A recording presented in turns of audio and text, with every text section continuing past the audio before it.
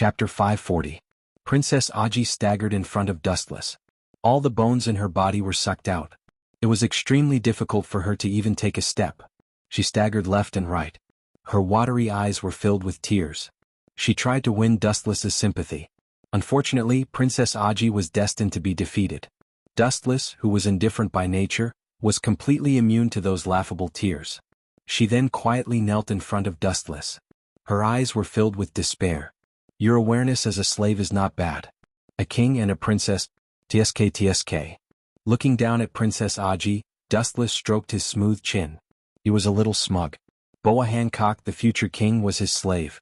The princess of Fishman Island was still his slave. This was the benefit of the powerful power of the people of Tianlong. Staring at Princess Aji in front of him with bright eyes, Dustless's steady breathing also became heavy. While he was panting and daydreaming, Princess Aji's painful voice sounded first. In this case you will let Fishman Island go, right? Princess Aji muttered softly. She raised her head slightly. Her limpid eyes carefully watched Dustless. Even so, the firmness in her tone was deeply moving. Stupid woman with big breasts and no brain. Dustless shook his head hopelessly. This kind of stupid woman was naive. She had done enough for Fishman Island, but in the end she still died in the hands of her own people. The ending could be said to be extremely tragic. She worked hard for Fishman Island for a short life, but in the end she died in the hands of her own people. This was the biggest irony and stain to her. Of course, no problem. Patting his chest, he guaranteed. Dustless was abnormally serious. However, his evasive eyes were not flattering. Clearly he had a cunning mind. He chose to be perfunctory with Princess Aji. Immediately, his line of sight once again revolved around the body of Princess Aji. Wu Qin, who had not eaten meat for several months, was also impatient. As the saying goes, food and lust are human nature. This is human nature and there is no need to hide it. Although Wu Qin had shown a pure heart and few desires before, it did not mean that he was a monk who did not approach women. Regardless of Princess Aji, he pounced on her like a wolf or a tiger. The next morning the sun was high in the sky and there were no clouds in the sky. It was a sunny day with a gentle breeze. Dustless rubbed his sleepy eyes. His expression was extremely lazy. A ray of dazzling sunlight immediately shone into his eyes. He subconsciously used his hands to shield his eyes. Suddenly he felt his arm being clamped by soft and smooth skin. Dustless was slightly stunned. He turned his head and saw the pale-faced Princess Odoheim. At this moment, her arms were tightly gripping Dustless's left arm, as if she was afraid that Dustless would sneak away and would not let go. This untouchable woman looks aloof on the surface, but inside she coincides with Huey G. They are both extremely exuberant women. Dustless chuckled and couldn't help but compare Princess Aji to Huey G. It was precisely because they usually maintained their noble side that they sometimes felt unusually lonely in their hearts. Once this accumulated pressure was released, the wildness that they displayed after giving up their self-esteem would cause others to raise their eyebrows. Time passed slowly. After a long time, Princess Odoheim opened her eyes. Dustless smiled and looked at her slyly like a fox. Princess Odoheim was a shy person with a thin face. Her small face suddenly turned red like an apple, which was very cute. You will stay in Mariehua in the future. Fishman Island, that is not a place you should set foot in. Suddenly realizing that Princess Odoheim would soon fall, Dustless said faintly. His tone carried an unquestionable order. Returning to Fishman Island would only lead to a dead end. It was just an order from a superior to a subordinate, and there was no room for maneuver. If I remember correctly, Princess Odoheim will soon be assassinated by Hody Jones. Staying in Mariehua is boring, but it can guarantee her life, and Dustless doesn't want her to appear again. Shirahoshi's way of awakening Neptune is too extreme, and the slightest deviation may lead to the destruction of the plan. You heartless little master. The words on the tip of her tongue were stared back by Dustless's cold eyes. Princess Odoheim quickly changed her words. She knew the end of the initiative to provoke Dustless. The despair of not being able to die was devastating. You promised to let go of Fishman Island. Do you want to go back on your word now? Princess Odoheim still refused to give up. The gradual decline of Fishman Island must be changed by her own hands. Fishmen can't live in the dark depths of the sea all their lives. Idiot woman, on the one hand you are colluding with Whitebeard and at the same time, you want the protection of the world government. You can't have the best of both worlds. After tidying up his slightly messy clothes, Dustless stared at the distant sea and whispered, There is no good thing in the world that can have the best of both worlds. On the one hand, it is impossible to get the protection of the world government, and on the other hand, it is impossible to get the protection of Whitebeard. You can't have your cake and eat it too. You can only choose one of the two. In that case, I will return to Fishman Island immediately. Staring at Dustless's back, Princess Odoheim was determined. Hearing this, Dustless just turned his head contemptuously and sneered at the woman who didn't know the immensity of heaven and earth. I said let go of Fishman Island, but I didn't say let go of you. You are still my slave. Without my permission you can't go anywhere. Princess Odoheim just sneered again and again. Her legs were long on her body. She could go wherever she wanted. Dustless had no right to stop her. Then, ignoring Dustless's strange look, she walked gracefully toward the dark corridor. At least take a look at these things before you leave. Otherwise you may regret it. A mischievous evil smile jumped out from Dustless's mouth. There were suddenly a few more photos on the exquisite table, which were collected by Dustless. Princess Odoheim's footsteps suddenly stopped, and then she turned around suspiciously. The face of the table instantly attracted her attention. Her beautiful face suddenly straightened and turned purple. She glared at Dustless. In her life, she had never seen such a shameless person. Chapter 541. Dustless still vaguely remembers that Hawkeye and Red Hair Shanks had a sword competition, and the day of becoming a legend was close at hand. As for the reason for the sword competition, he rarely heard of it. All in all, this is the best opportunity to plot against Red Hair Shanks. He doesn't know if he can successfully kill him, but at least he can give him an unforgettable lesson. The heroic red-haired Shanks had a well-known weakness. He was a loyal and righteous man. Are the crew members of Red Hair Shanks imprisoned in the deep-sea prison? Dustless asked in a hoarse and low voice, his tone full of killing intent. Yes, they are all imprisoned on the 6th floor of Impel Down. Although Whitezetsa didn't know why, he still answered truthfully. Silently nodding, he suddenly felt that the old man Garp was much kinder and more lovely. Using the crew members to threaten the other party, this kind of despicable and dirty thing is not something he would do. The deep-sea prison, it is dark all year round, bottomless and suffocating. Since the last time Hawkeye and Doflamingo robbed Caesar from the prison, the defense of the deep-sea prison has been strengthened and transformed, using materials several times harder than the original. The cold and wet 6th floor of hell, eternal hell. This is the lowest floor of the deep-sea prison, filled with a nauseating stench. The flowing air is full of depression. Every time the lungs are inhaled, the whole body will be heavier like an invisible mountain on the back. The figures shuttling in the darkness are vague. Sure enough, it's a place where the strong gather. The majestic perception spread out. The prisoners of the entire, eternal hell were in his eyes. Dustless's tone was raised a lot, with a lot of emotion. No wonder Blackbeard chose his companions here. Several powerful auras immediately attracted Dustless's attention. Many vicious pirates in history were secretly imprisoned here, living a dark life. Ah, bastard who is so bold, disturbing my sleep? This kind of delicate prisoner can also be imprisoned on the 6th floor. Hey, it seems wrong, why is that guy not even wearing a handcuff? Many powerful pirates noticed that someone was unscrupulously spying. They woke up from their sleep, opened their eyes and looked at the young figure in front of them in horror. His slightly disheveled black hair, even though the surrounding space was filled with black, his pair of eyes that were as bright as the stars were still so eye-catching and eye-catching. What makes these pirates most envious and surprised is that this guy can come in without handcuffs. As such, his identity was obvious. He was definitely a member of the government. Ignoring the curious eyes around him, Dustless went straight into the depths of the dark space. Come, I will tear you apart immediately. Such a delicate government official can enter the eternal hell? I'm afraid that his status is beyond imagination. Let me go, I'll kill this little white face, haha.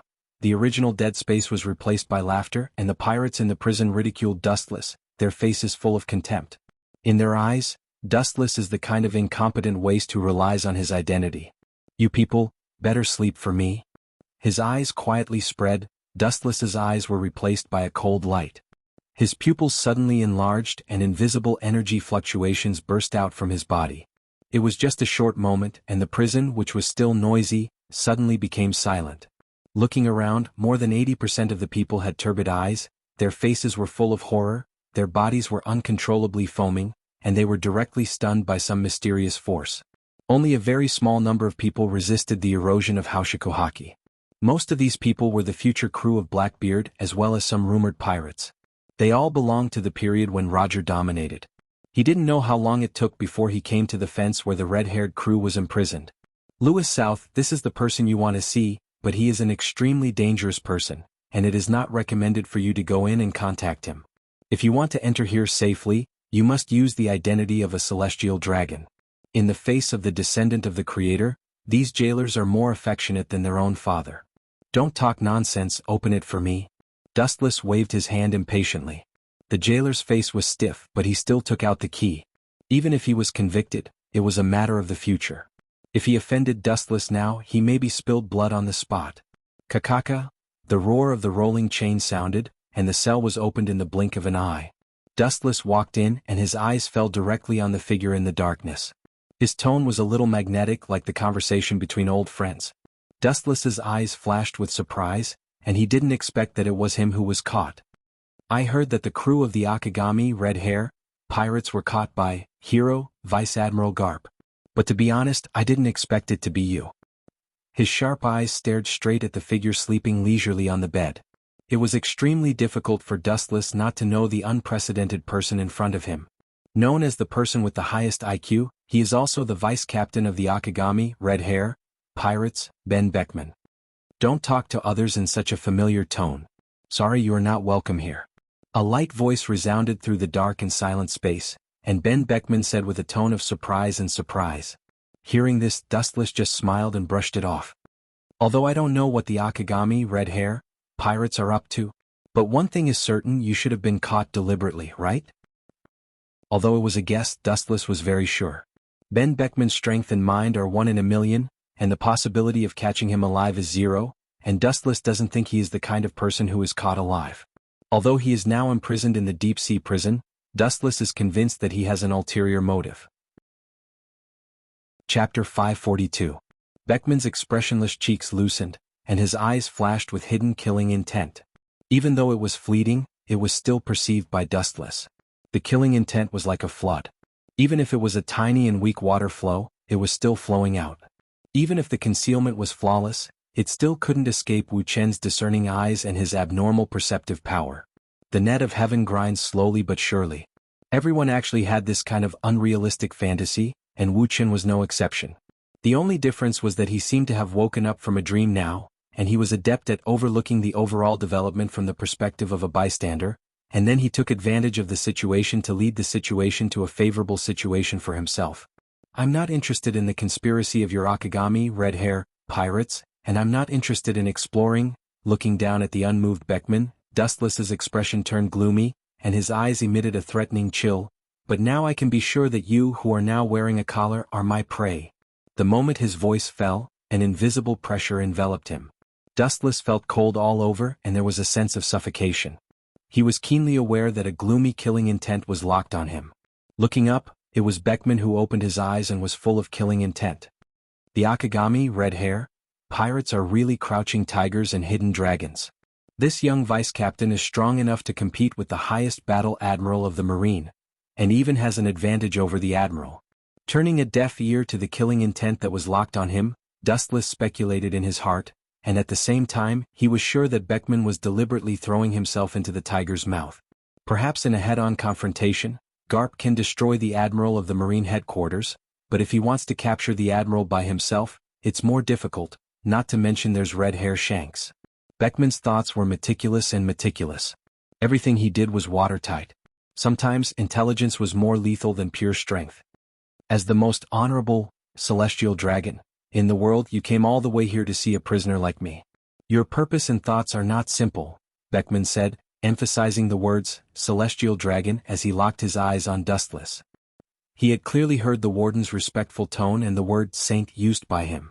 Coupled with the fact that Shanks had once told Beckman about Dustless's appearance, he had a vague idea of Dustless's identity. Not pure? This problem is no longer important, but one thing is certain. Your Akagami Red Hair pirates are about to be in big trouble. Dustless suddenly raised his voice by quite a few decibels and said with a mocking tone, "What intentions you have, it doesn't matter to me. In any case, the initiator of this unprecedented crisis is you, Ben Beckman." Clang, clang, clang. The roar of steel in the dark space, A hazy black shadow swooped down, agile and flawless, without any loopholes. Dustless's left eye calmly entered the Rinnegan Sharingan mode, and 9 mysterious tomo hung on the purple base of the bewitching eye, strange and unpredictable. Under the vision of the Rinnegan, the dark environment was as bright as day, and nothing could be hidden. Beckman's limbs were wrapped in thick iron chains, and they were as heavy as 1,000 pounds, binding him.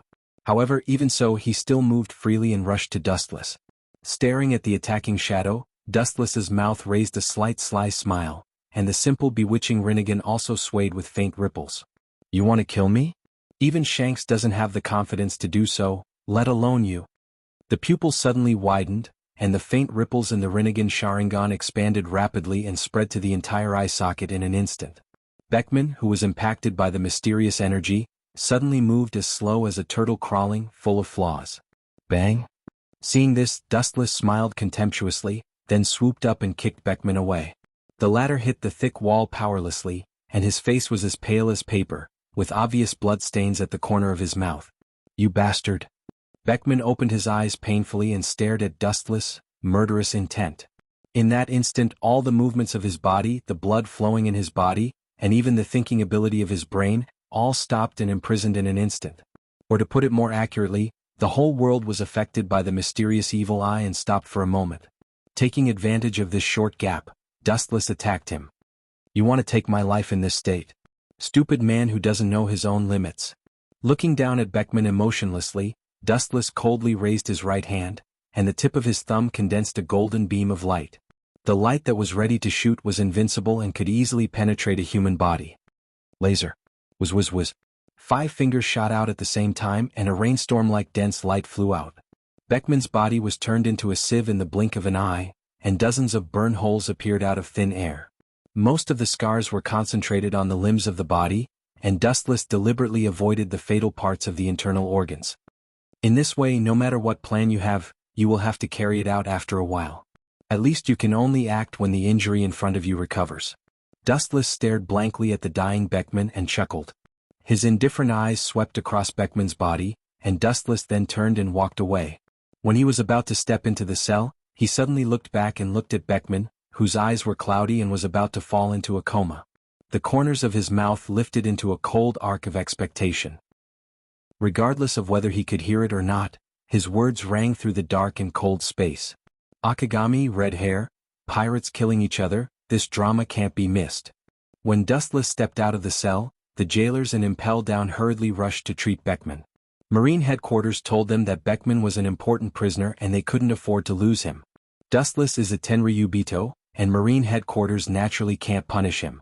When the time comes, it will be their group of lowest jailers. Chapter 543. Dustless really doesn't know the motive and purpose of the Akagami, red hair, pirates, and where the sword is pointing to. He is not a god, and Red Hair Shanks is a thoughtful man. The only thing that is certain is that no matter what happens in the end, Red Hair Shanks will not abandon his companions. Dustless only needs to wait for the rabbit. Although the method is very stubborn, the effect is immediate. Hastily leaving Impel Down, a place filled with smoke, he deliberately took a detour to look at the murderer, Shiryu of the Rain. However, this guy was like a sculpture, his whole body was full of coldness and isolation. He just looked at Dustless and continued to sleep like a prince, completely treating him as heir. Time flew by like a white steed. By the time he came to his senses, a few months had already slipped through his fingers. 5 days ago, Hawkeye left without saying goodbye. According to Dustless's guess, it should be to settle things with Red Hair Shanks. After all, the relationship between Hawkeye and Red Hair Shanks is known to the world.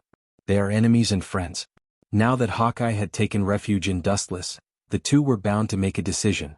Their previous relationship was likely to be completely severed because of this relationship, and they would go their separate ways. Dustless is more concerned about Ben Beckman in the deep-sea prison than the collision between Hawkeye and Red Hair Shanks. This guy was inexplicably deliberately caught and Impel Down. It is absolutely impossible for him to repent. The probability of expecting this group of pirates to turn back and be saved is 0. There must be a demon when things are abnormal. This is the truth that the ancient sages have summed up after thousands of trials.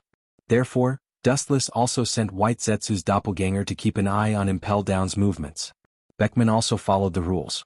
In addition to recuperating all day, there was no change day after day. During this time, Dustless's previous relaxed rhythm of life has been completely disrupted. After several months, Kagaya's lower abdomen has already swelled high. According to Dustless's speculation, she will be ready to give birth in the next few days. Naturally, Dustless, who used to only occasionally enter and exit the system world, now appears more frequently. This is not without benefits.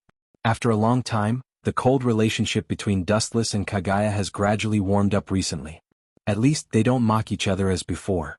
In the system's world it was always sunny and sunny. In the distance, on the sparkling lake, the ancient pavilions are clearly visible.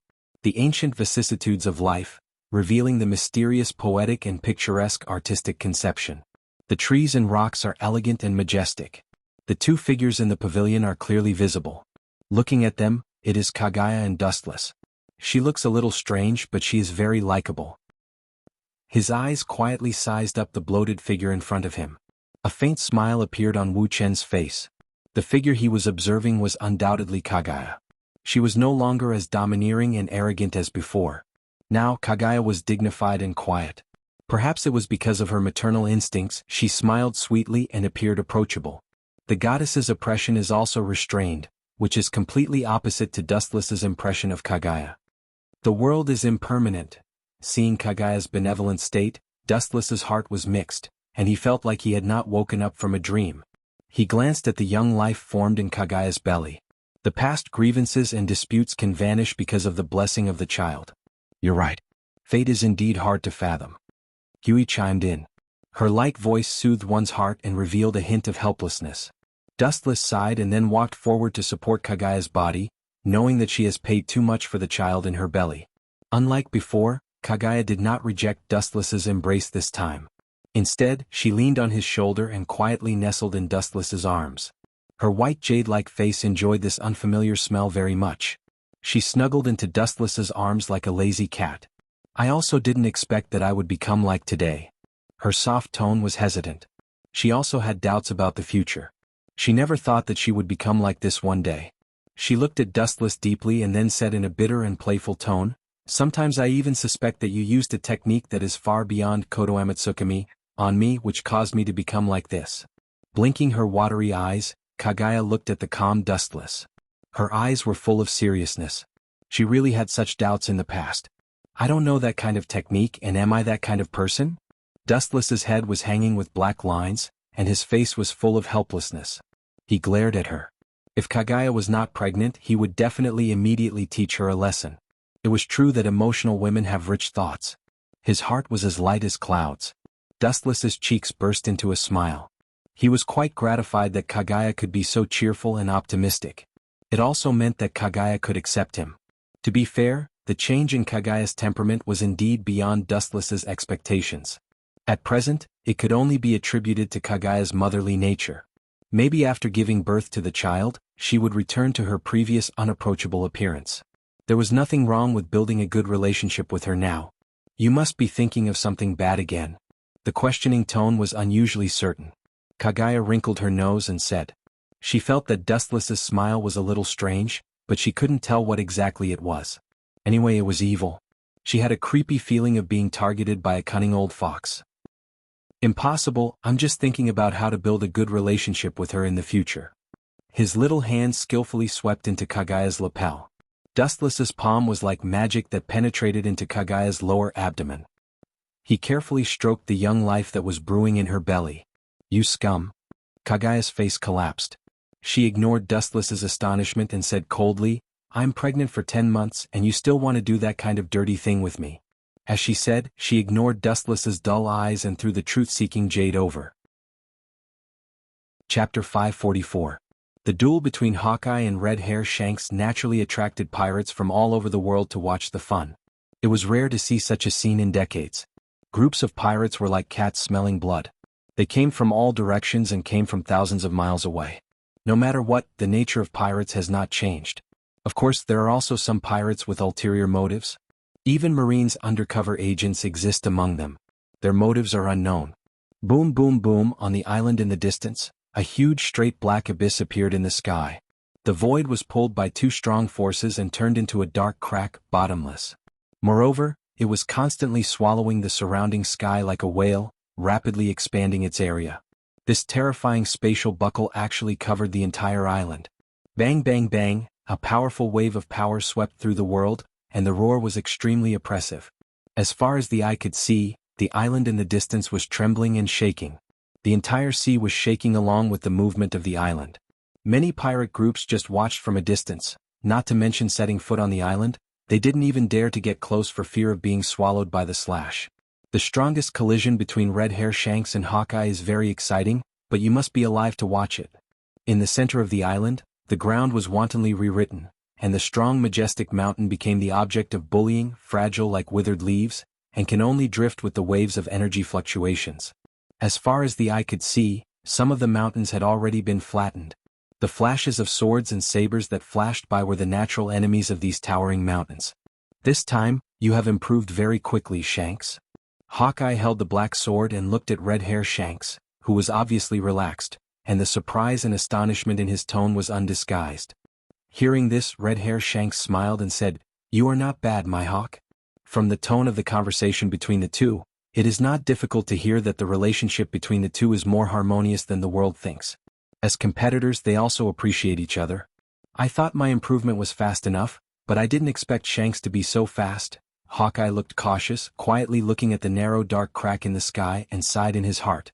He was at a disadvantage when it came to the flexible application of Haushiku Haki. Inevitably, he remembered what Shanks had said to him before. In terms of pure swordsmanship, Shanks wasn't as good as Hawkeye, but when it came to pirates, Hawkeye wasn't as good as Shanks. Why did you submit to that man? You shouldn't be that kind of person, Hawkeye. Red-haired Shanks' face darkened as he asked in a hoarse voice. The two of them used to be best friends who shared everything with each other. But now, because of the intruder Dustless, a crack had appeared in their relationship that had been harmonious for many years. It had evolved into a duel where they had no choice but to gamble their lives. Dustless was the instigator, the one who stirred up trouble. Of course, it's to pursue the path of Sword Dao. Hawkeye replied calmly. For him, being a pirate or being a Shichibukai didn't matter. As long as he could set foot on the ultimate path of Kendo, pirates and marines were not important to him. You've changed. Looking at Hawkeye, Shanks said with regret. At the same time, the hatred in his heart towards Dustless increased by another degree. A like-minded friend had been easily turned over by Dustless. The red-haired Shanks' heart was filled with mixed feelings. He used to extend an olive branch to Hawkeye, but he was finally rejected by the latter. Now Hawkeye joined Dustless's forces, which was tantamount to indirectly slapping his face. It's you, Shanks. From beginning to end, my goal is to pursue the peak of Kendo. Hawkeye's black sword flashed with a cold light. His eyes were sharper than an eagle's as he stared at the red-haired Shanks. With a casual swing of his hand, a long and narrow crack appeared on the ground. Whiz! Shanks didn't show any weakness when he saw this, and the sword in his hand fell, and the air was cut through, and then the crimson chop raged along the tip of the sword. Boom boom boom! The two powerful forces inevitably collided, and the ground under their feet was always bullied, and a huge pit suddenly appeared, occupying 1/5 of the island area. This is a duel between the top former, and when all the strength breaks out, an island can be annihilated at will. You still have that unrealistic idea, Shanks? Hawkeye's amber pupils saw through the inner secrets of Shanks and he sneered, "That man is not in the same dimension as us, Shanks." Seeing that his friend was so stubborn, Hawkeye heavily persuaded, "Only by following the trend will you progress, and the consequences of going against the current will only be broken." Thinking of Wu Chen's influence that was both legal and illegal, Hawkeye Mihawk felt a wave of depression in his heart. His forehead faintly broke out in cold sweat, and he could not help but inhale cold air. His expression faintly showed fear. As the celestial dragons, Dustless can mobilize power beyond imagination, abandoning the marine headquarters and Doflamingo, these lackeys, not to mention once the secretly created Pluton comes out, the consequences will be no less than a super earthquake in the world. And Dustless's own strength has also reached the realm of perfection. As for how deep his strength is, people who have seen him really burst out his full strength, I'm afraid that they have already reported to hell. That bastard, what kind of monster is he? The red-haired Shanks looked extremely gloomy, and when he saw Hawkeye's expression, his heart fell to the bottom of the valley, and his heart roared violently. He knew what kind of person Hawkeye was better than anyone else. The existence that can make Hawkeye, who is more arrogant than the sky, show fear. How strong is he?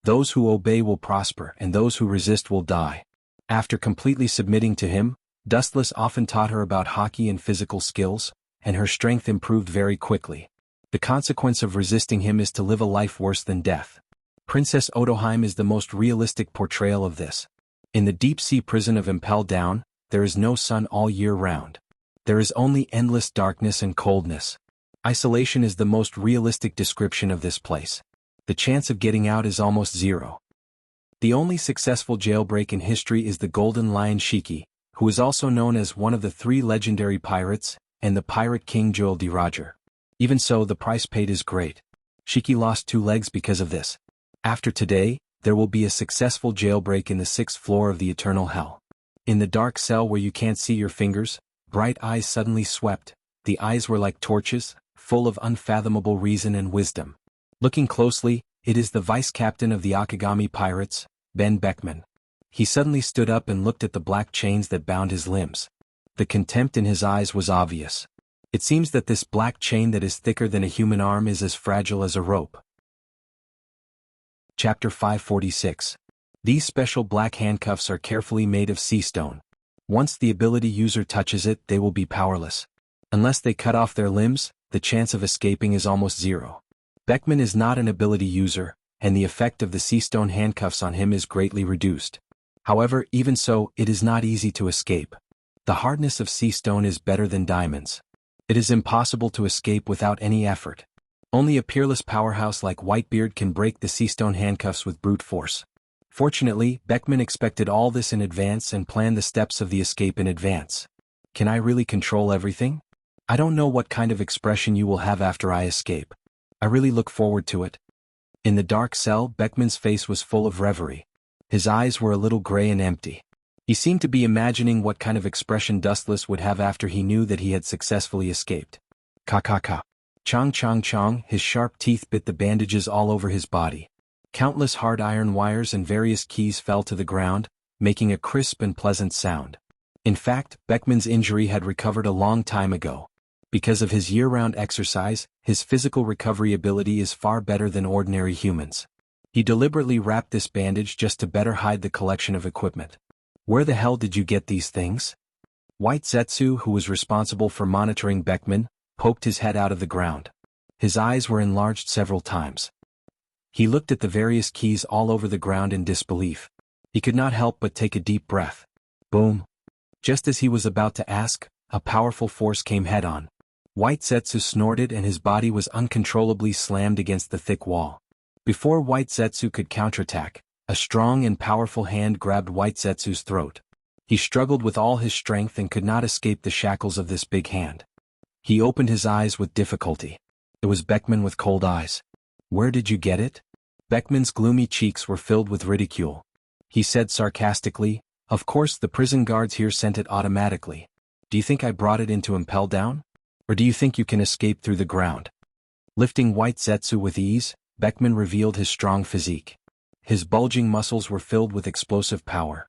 As the right-hand man of red hair Shanks, his strength was extremely shocking. In a place like Impel Down, you have to do a body search before you come in. After several processes, it is impossible to quietly bring things in. If breaking out of prison was so easy, the Golden Lion Shurji would not have to cripple his own legs. Don't tell me you... Looking at Beckman in shock, White Zetsu's forehead was covered in cold sweat. He vaguely guessed how Beckman had obtained these tools. His face suddenly became gloomy. Looks like his subordinates aren't idiots. It's exactly what you imagined. Seeing Baizu wake up from his dream, Beckman smiled calmly. In Beckman's view, there were many practical and simple ways to see the light of day from Impel Down. The reason why you provoked Dustless Sama was just to sing a sad play. You deliberately got hurt by him to attract the attention of the prison doctors and get closer to them. After following Dustless for so long, White Zetsu had seen many things and immediately saw Beckman's intentions. He frowned and stared at the indifferent Beckman. He didn't expect this guy to be so anxious. Beckman was an important prisoner of Marine headquarters. He was used to catch the big fish of Akagami, red hair, pirates. Impel Down is not an idiot. It is impossible to let him die before he is used. When they learned that Beckman was seriously injured by Dustless, they immediately sent the prison doctors to give him emergency treatment. In addition, A large number of prison guards followed to prevent Beckman from suddenly attacking. As the vice-captain of Yonko, 4 emperors, even if he was seriously injured and fell to the ground, it was still dangerous. This is exactly what Ben Beckman dreamed of. In a small cell, once there are more people, the impossible becomes possible. Pirates are experts in stealing and swindling. It's extremely simple to steal the key unknowingly. Especially in a seriously injured state, he can also lower the guard of the prison guards. The stolen keys are also placed in the thick bandages wrapped around his body. The prison guards who lost the cell keys may not dare to speak out. The new guard is clear about rewards and punishments. Once they speak out, they will also be guilty of dereliction of duty. They will be imprisoned in a gloomy place like Impel Down. The key may just fall in some unknown place. There is no need to put themselves in prison. You are very smart, but there is one thing wrong. Seeing that White Zetsu saw through his plan at a glance, Beckman's eyes flashed with surprise and he said with some helplessness, "I was not injured by accident and I was not the opponent of that guy. Red Hair Shanks is not the opponent of Dustless. Beckman is not stupid enough to think that he can match Dustless. In the end, I just used that man to hurt me so that I could get in touch with more people." With a casual smile, Beckman said very simply. White Zetsu looked at Beckman. Even if he is an enemy, he can't help admiring him. It's simple to say, but the process behind it is extremely complicated. Not only must all unknown factors be calculated, but also everyone's mentality after the incident and how they will react. If the precise steps are wrong, the whole plan will collapse. Chat is over, goodbye, Kaka. Easily twisting White Zetsu's neck, Beckman concentrated on testing the key. The keyhole of this chain is quite rough, and it's only a matter of time before it is opened. Kid, you're smart enough. You can see the light of day again. It's what Dustless expected. In a dark corner, White Zoo's main body sneered again and again. He looked at Beckman, who was concentrating like a clown. His face was full of contempt. Dustless had expected that this kid would escape from prison in some unknown way. Chapter 547. White Zetsu, who was spying in the dark, raised his mouth and shook his head disdainfully. Although Dustless didn't guess how he escaped from Impel Down, it was expected that he could escape from this deep-sea cage. You can leave Impel Down without anyone knowing? This is just your wishful thinking. Looking lightly at Beckman, who was concentrating on unlocking, White Zetsu's tone was full of frivolity. Everything that Beckman said to his clone just now was also passed into the ears of his main body. It's not that White Zetsu looks down on Beckman, but he thinks that this guy's idea is too ridiculous. A few months ago, his body had been touched by Dustless. This kid may not be aware of it now. He also has the strength to detect what Dustless did. Taking a deep look at Beckman, White Zetsu's main body also escaped to the surface and disappeared forever. Early the next morning, Wu Qin, who was far away in Mariehua, also got up from Hancock's delicate body. The data of the body, which was enough to ride side by side with 10 tails, was far beyond ordinary people's imagination. Hancock was lying quietly on the bed, half dead and in a coma. Her breath was weak and her face was pale. Looking carefully at Hancock's delicate face, his cold eyes also showed some rare softness. Dustless quietly got out of bed and tidied up his clothes without disturbing her. Usually, Hancock is responsible for this. Dustless is not a hard-hearted person. As long as she is loyal, he doesn't mind being honest with her. After a simple wash, he found some snacks to fill his stomach and sat in the living room as usual to read the morning newspaper of the next day.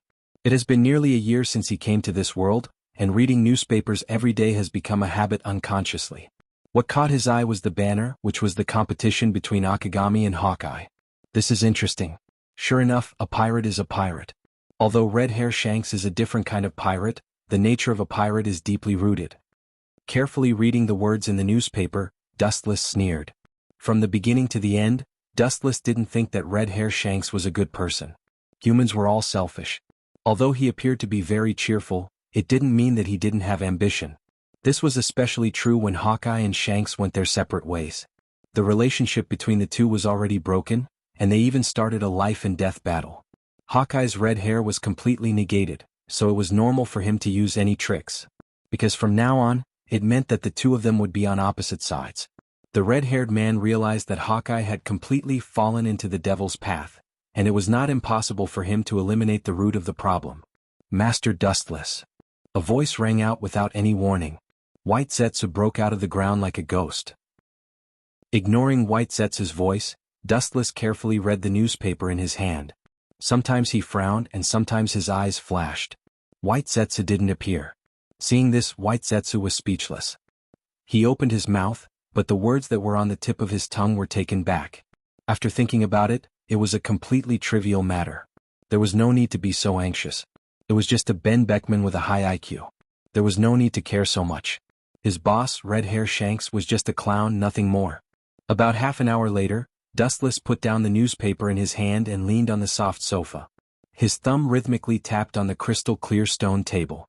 That kid should have escaped, right? With a calm face, Dustless asked. He couldn't expect a big pirate like Beckman to walk into a trap. White Zetsu nodded slightly, recalling Beckman's strange but admirable escape plan. He told Dustless the whole story. Short-sighted, smart-ass. After listening to White Zetsu's words, Dustless sneered. These contents were contributed by White Zetsu's body that was killed, so everything Beckman said fell into Dustless's ears. Are you going to blossom on both sides? According to Dustless's personal speculation, the reason why he chose Impel Down is estimated to take advantage of the battle between Red Hair Shanks and Hawkeye to make trouble and attract the attention of Marines. Red Hair and Hawkeye have a life-and-death battle on the island. The outer islands have many Marines deployed in ambush. As a 7 warlords of the sea, Hawkeye will certainly not be caught. Naturally, Red Hair Shanks went there. Indeed, it is estimated that Beckman's idea is to release the criminals and Impel Down to attract the attention of Marines and reduce the pressure on Red Hair Shanks. White Zetsu rationally analyzed. After the sword fight with Hawkeye, taking advantage of the siege of Red Hair pirates is likely to destroy them.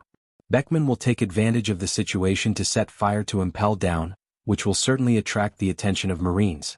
After all, there are some ferocious pirates in Impel Down, and the degree of cruelty is far more than Shanks. The Marines naturally know which one is more important. At that time, the ambushing Marines may stop the siege on Shanks and reinforce Impel Down. After all, Red Hair Shanks will not be an ordinary civilian.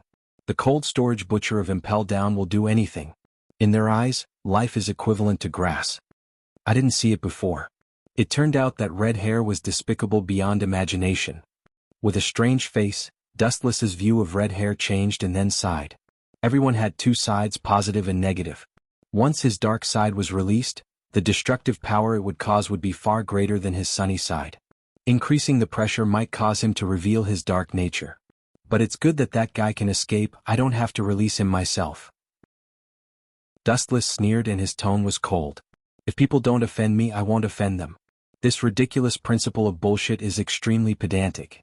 Only by using strong and powerful fists to deter the enemy and leave an indelible shadow in the other party's heart can Red Hair Shanks be afraid. Chapter 548. Staring at Dustless's handsome face, White Zetsu was depressed. Dustless's calm appearance was beyond his imagination.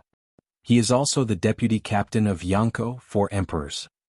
Dustless's calm eyes seem to say that he is just a passerby. There is no need to worry about it. He underestimates Sengoku too much. Waving his hand, Dustless was too lazy to waste his breath. Since the last time Impel Down was breached by Doflamingo and Hawkeye, the danger and defense have greatly increased. Beckman can escape from prison himself, indicating that he is indeed clever, but he may not be able to help others. What's more, his eyes flashed with dark blue blood, and the temperature of the entire space fell into an ice cellar. Wuchen spat out a frosty breath. The script I gave him has been completed. Beckman, the clown, can only follow the plot I planned for him. He doesn't have the power to do things beyond my expectations. At this point, Dustless's body had floated countless photons, all of which overflowed through the gaps outside the window. With a harsh roar, the void stretched into a straight beam of light, and Dustless's body disappeared. The direction is Impel Down. Let us out quickly. How did you get out, you bastard? We are all pirates, grasshoppers on the same rope. We share blessings and misfortunes. I used to admire you, the deputy captain of the Akagami pirates, Ben Beckman. Let me out and I will be your younger brother. The noisy and surprised roar resounded through the usually quiet eternal hell. Pairs of stunned eyes looked at Beckman, who was walking indifferently in the darkness, followed by a loud cry for help. As pirates, everyone should always support and help each other. Now that they are in the same wolf's den, they should abandon their old grievances and work together. It's hard for a clown to make a climate.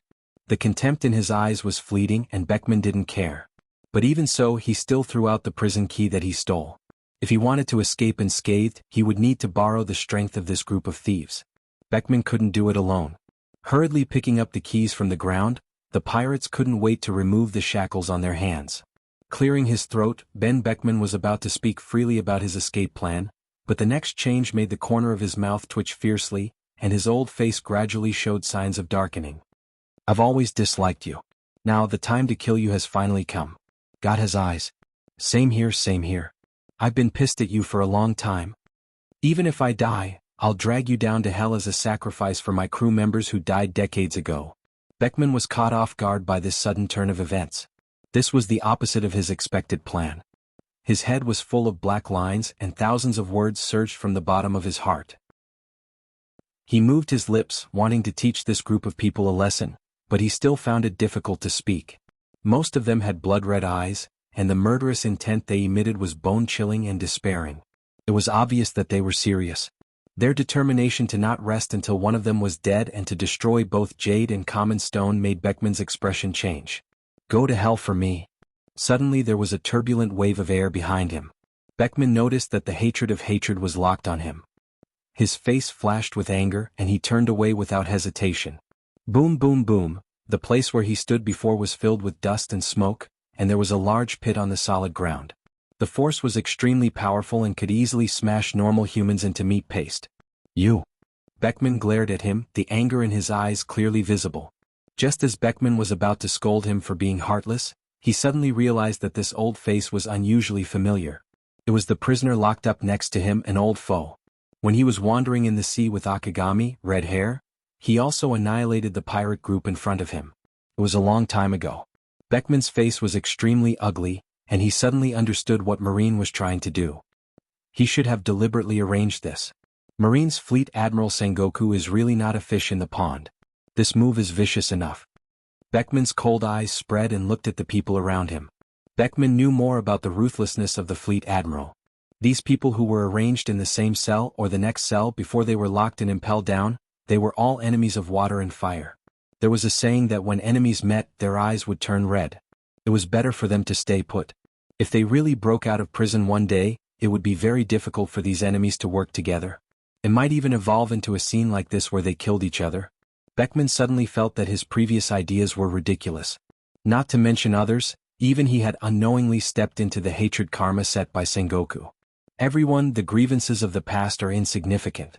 The most important thing now is to escape. The powerful voice blended with the observation hockey sunset in everyone's ears, but the effect was minimal.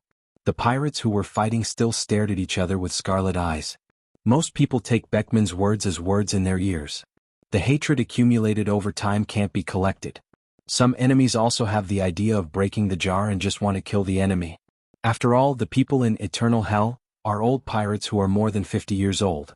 They have been imprisoned and impelled down for many years. Time has worn down their ambitions. If they can kill the enemy who killed their companions in the past, their life will be worth it. A group of ordinary people with no vision, no wonder they were imprisoned and impelled down. The disappointment in his eyes was restrained. Beckman's momentum was awe-inspiring. His cold eyes stared at the former enemy and he planned to quickly kill them and escape. He thought that he could use this group of like-minded people to scourge the Marine and attract the attention of the world. Now it seems that it is nothing more than a dream. Instead of attracting the attention of the Marine, he may be pulled into the hatred vortex carefully planned by Sengoku and be swallowed up. Chapter 549. Even if he was unwilling, Beckman could only endure. He had calculated everything, but he had miscalculated human nature.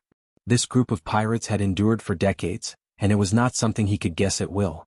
In other words, he indirectly underestimated Fleet Admiral Sengoku and underestimated the Buddhist Sengoku known as the Wise Admiral. In the deepest part of Impel Down, the abnormality of the sixth layer, eternal hell, quickly attracted the attention of the jailers. A large number of strong people continued to gather here, and a large number of ambushing masters arrived in time. However, the scene in front of them made the group of jailers dumbfounded. Countless veteran pirates were killing each other, blood flowed like a river, the broken limbs were clearly visible, and the smell of blood was like purgatory on earth. The group of jailers became spectators and were tragically ignored. Bastard! Aware that a large number of jailers were constantly coming, Beckman's calm heart splashed with ripples and flames. The previous escape method could be used once. If he was caught again, he would not be able to escape. Secretly peeping at the changes around him, Beckman's forehead was sweating uncontrollably, and his heart was heavy like a mountain. The jailers around him poured in intermittently and continued to come from all directions. If he did not escape in time, once the iron walls surrounded him, it would be no different from a fool's dream to escape. His brain was working at a speed 10 times faster than usual. After a while, a faint smile appeared on his face. Without thinking, Beckman abandoned his opponent and jumped into the chaotic battle. Fishing in troubled water and completely stirring up the muddy water can turn the impossible into possible. At the same time, a special person also came to Impel Down. The destination was the 6th layer of Impel Down, Eternal Hell. The visitor was young and dressed quite casually. His indifferent eyes looked at the ruins around him. The prison was empty and there were no jailers. It seems that they are all in the Eternal Hell. Aware of the slight vibration under his feet, Dustless looked straight at the abyss below, where there were hysterical shouts from time to time, including violent and shocking power fluctuations. The deep-sea prison was faintly beating, and the scene was very shocking. Then the body ignored the existence of gravity and floated up easily and fell like a stone into the sea. This dark and boundless tunnel is a shortcut to the 6th layer, Eternal Hell. Boom boom boom. Unlike before, the battle in the Eternal Hell had undergone drastic changes.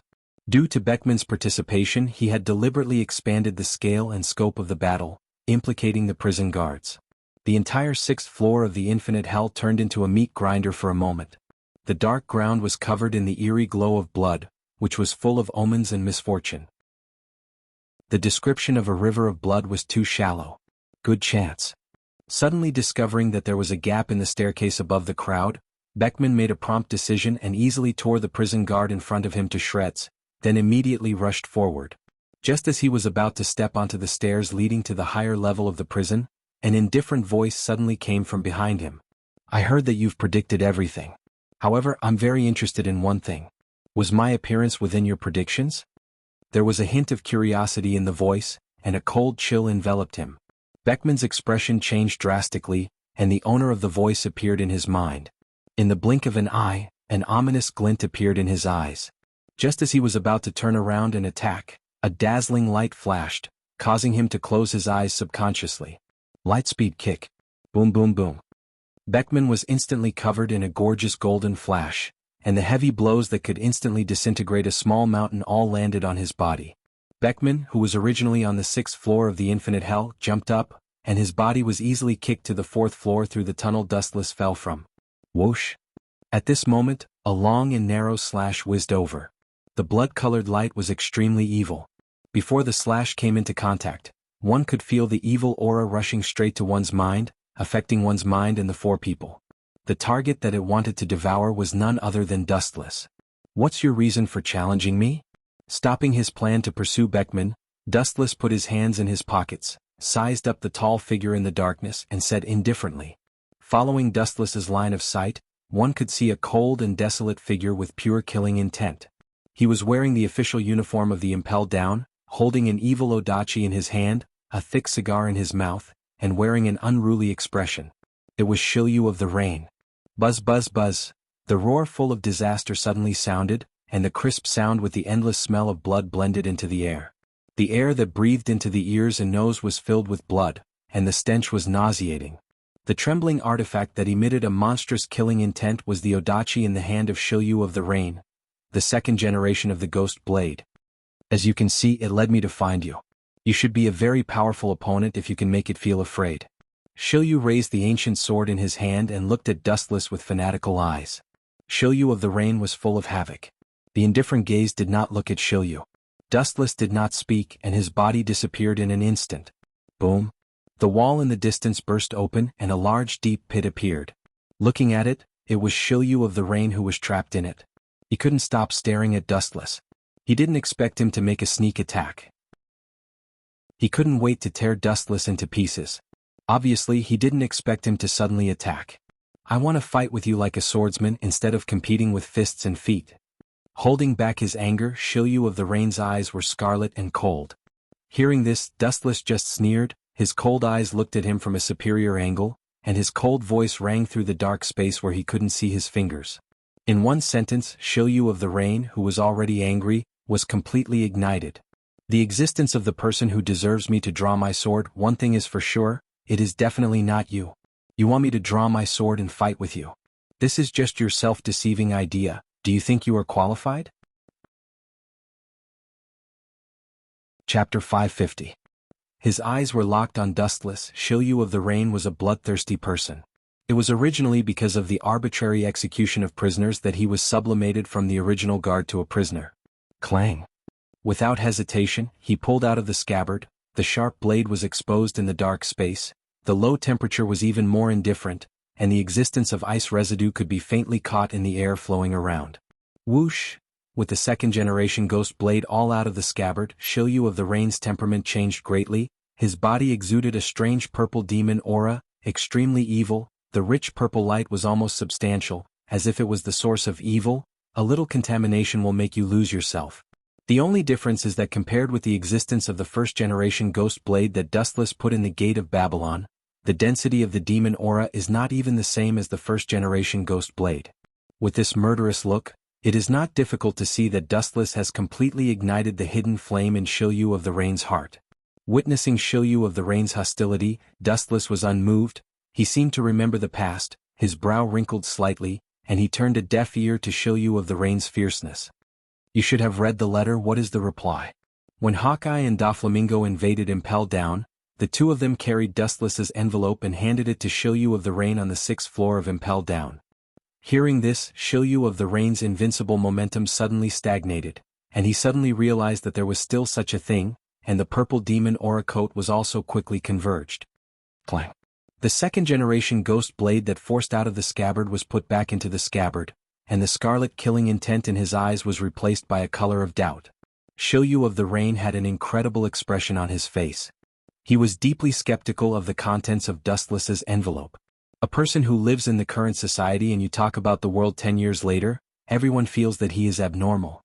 After pondering for a long time, Shilyu of the Rain's eyes showed hesitation. The contents of Dustless's envelope were a fantasy for him. He doesn't seem like the kind of person who likes to play to the gallery. Quietly staring at Dustless, Shilyu of the Rain thought in his heart. Thinking of Dustless's unfathomable strength, his uncertain eyes turned into determination. In this world where the strong are respected, the strongest strength is the only way to go. After hesitating for a moment, Shilyu of the Rain still chose to believe in strength. In this world, only the fist is big can be unscrupulous, and the fist is small can only be beaten passively. The winner is the king and the loser is the bandit. If you can beat me, everything is fine. If not, please do as you please. Shilyu of the Rain said indifferently with a thick cigar in his mouth. Casually throwing away the cigar in his mouth, Shilyu of the Rain savored the thick mellow taste in his mouth. His thick lips opened slightly, and he was about to puff out a smoke ring. Suddenly, a black shadow appeared in front of him and reflected in his pupils. Boom boom boom. The surface of the ground exploded with a bang. Dense cracks extended out like a spider web, swallowing the surrounding ground and splashing up smoke and dust several feet high. In the dust eye, a hazy figure loomed, and it was not difficult to see from the immature outline of the human body that it was by no means Shilyu of the Rain. You bastard. Shilyu of the Rain, whose skin was rough and black, was even more unbearable at the moment. His old face was black like a black pot that had been used for many years, and it was gloomy like coal. Cough cough cough. Dustless suddenly launched an attack, and the smoke ring that had not yet been spat out also re-entered his abdomen and poured into the depths of his lungs. Shilyu of the Rain coughed violently uncontrollably, his old face was almost green, and his indignation was unbearable.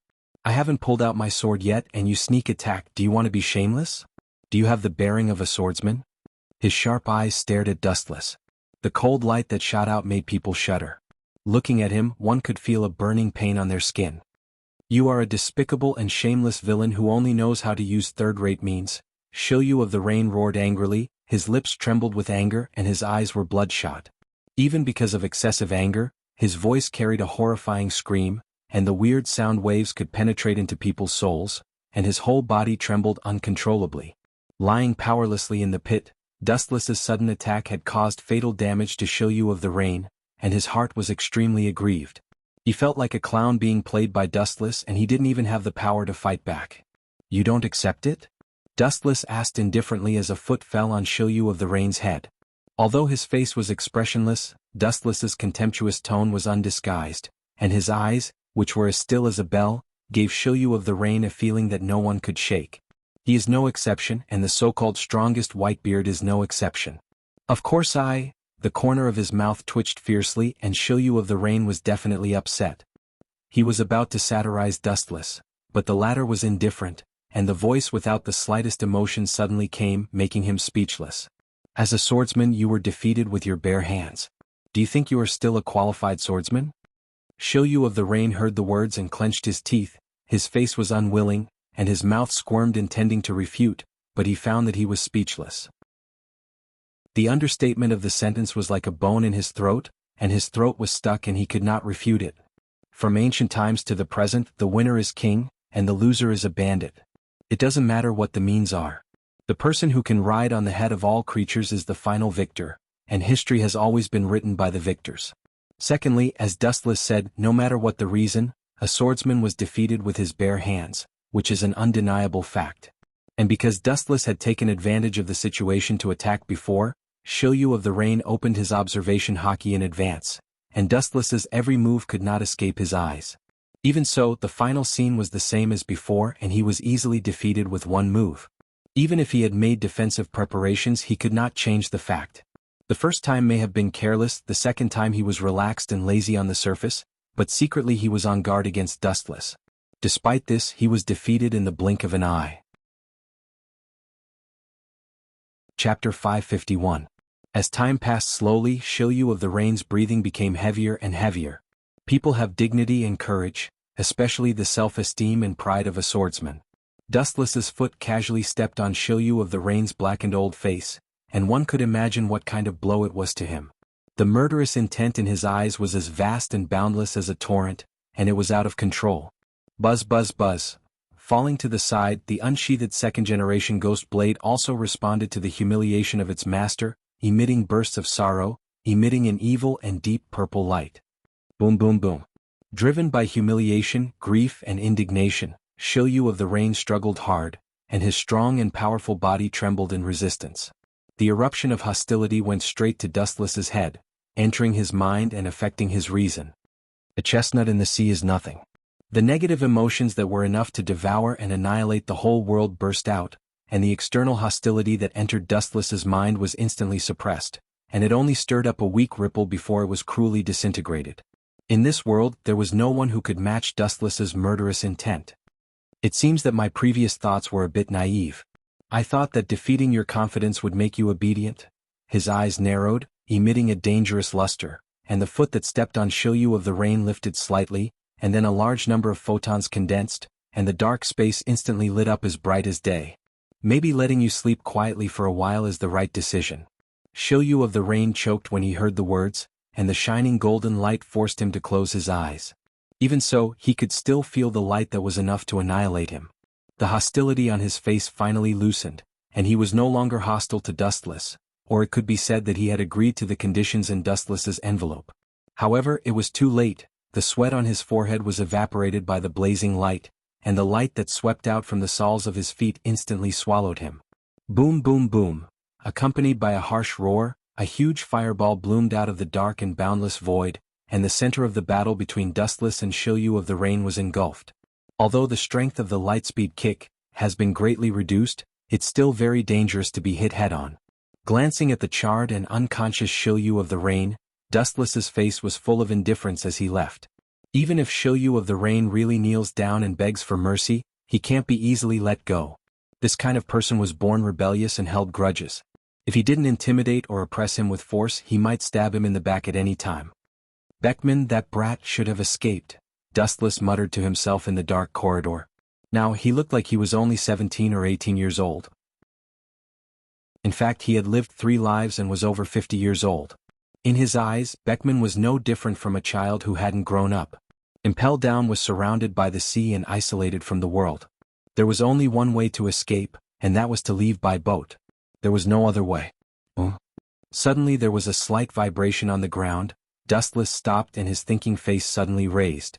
It was a group of pirates who had escaped from the prison. Frowning, Dustless looked at the line of sight that had been passed by before. The dense pirates fell in a pool of blood. Now he was on the third floor of Impel Down and he almost killed all the way. He didn't know how many pirates he had killed during this period. One after another, there's no end to it. Ripples suddenly appeared in his calm eyes, and an invisible energy fluctuation broke out of his body. The pirates who were holding their long swords were instantly annihilated. Haushikahaki is really suitable for cleaning up the miscellaneous soldiers.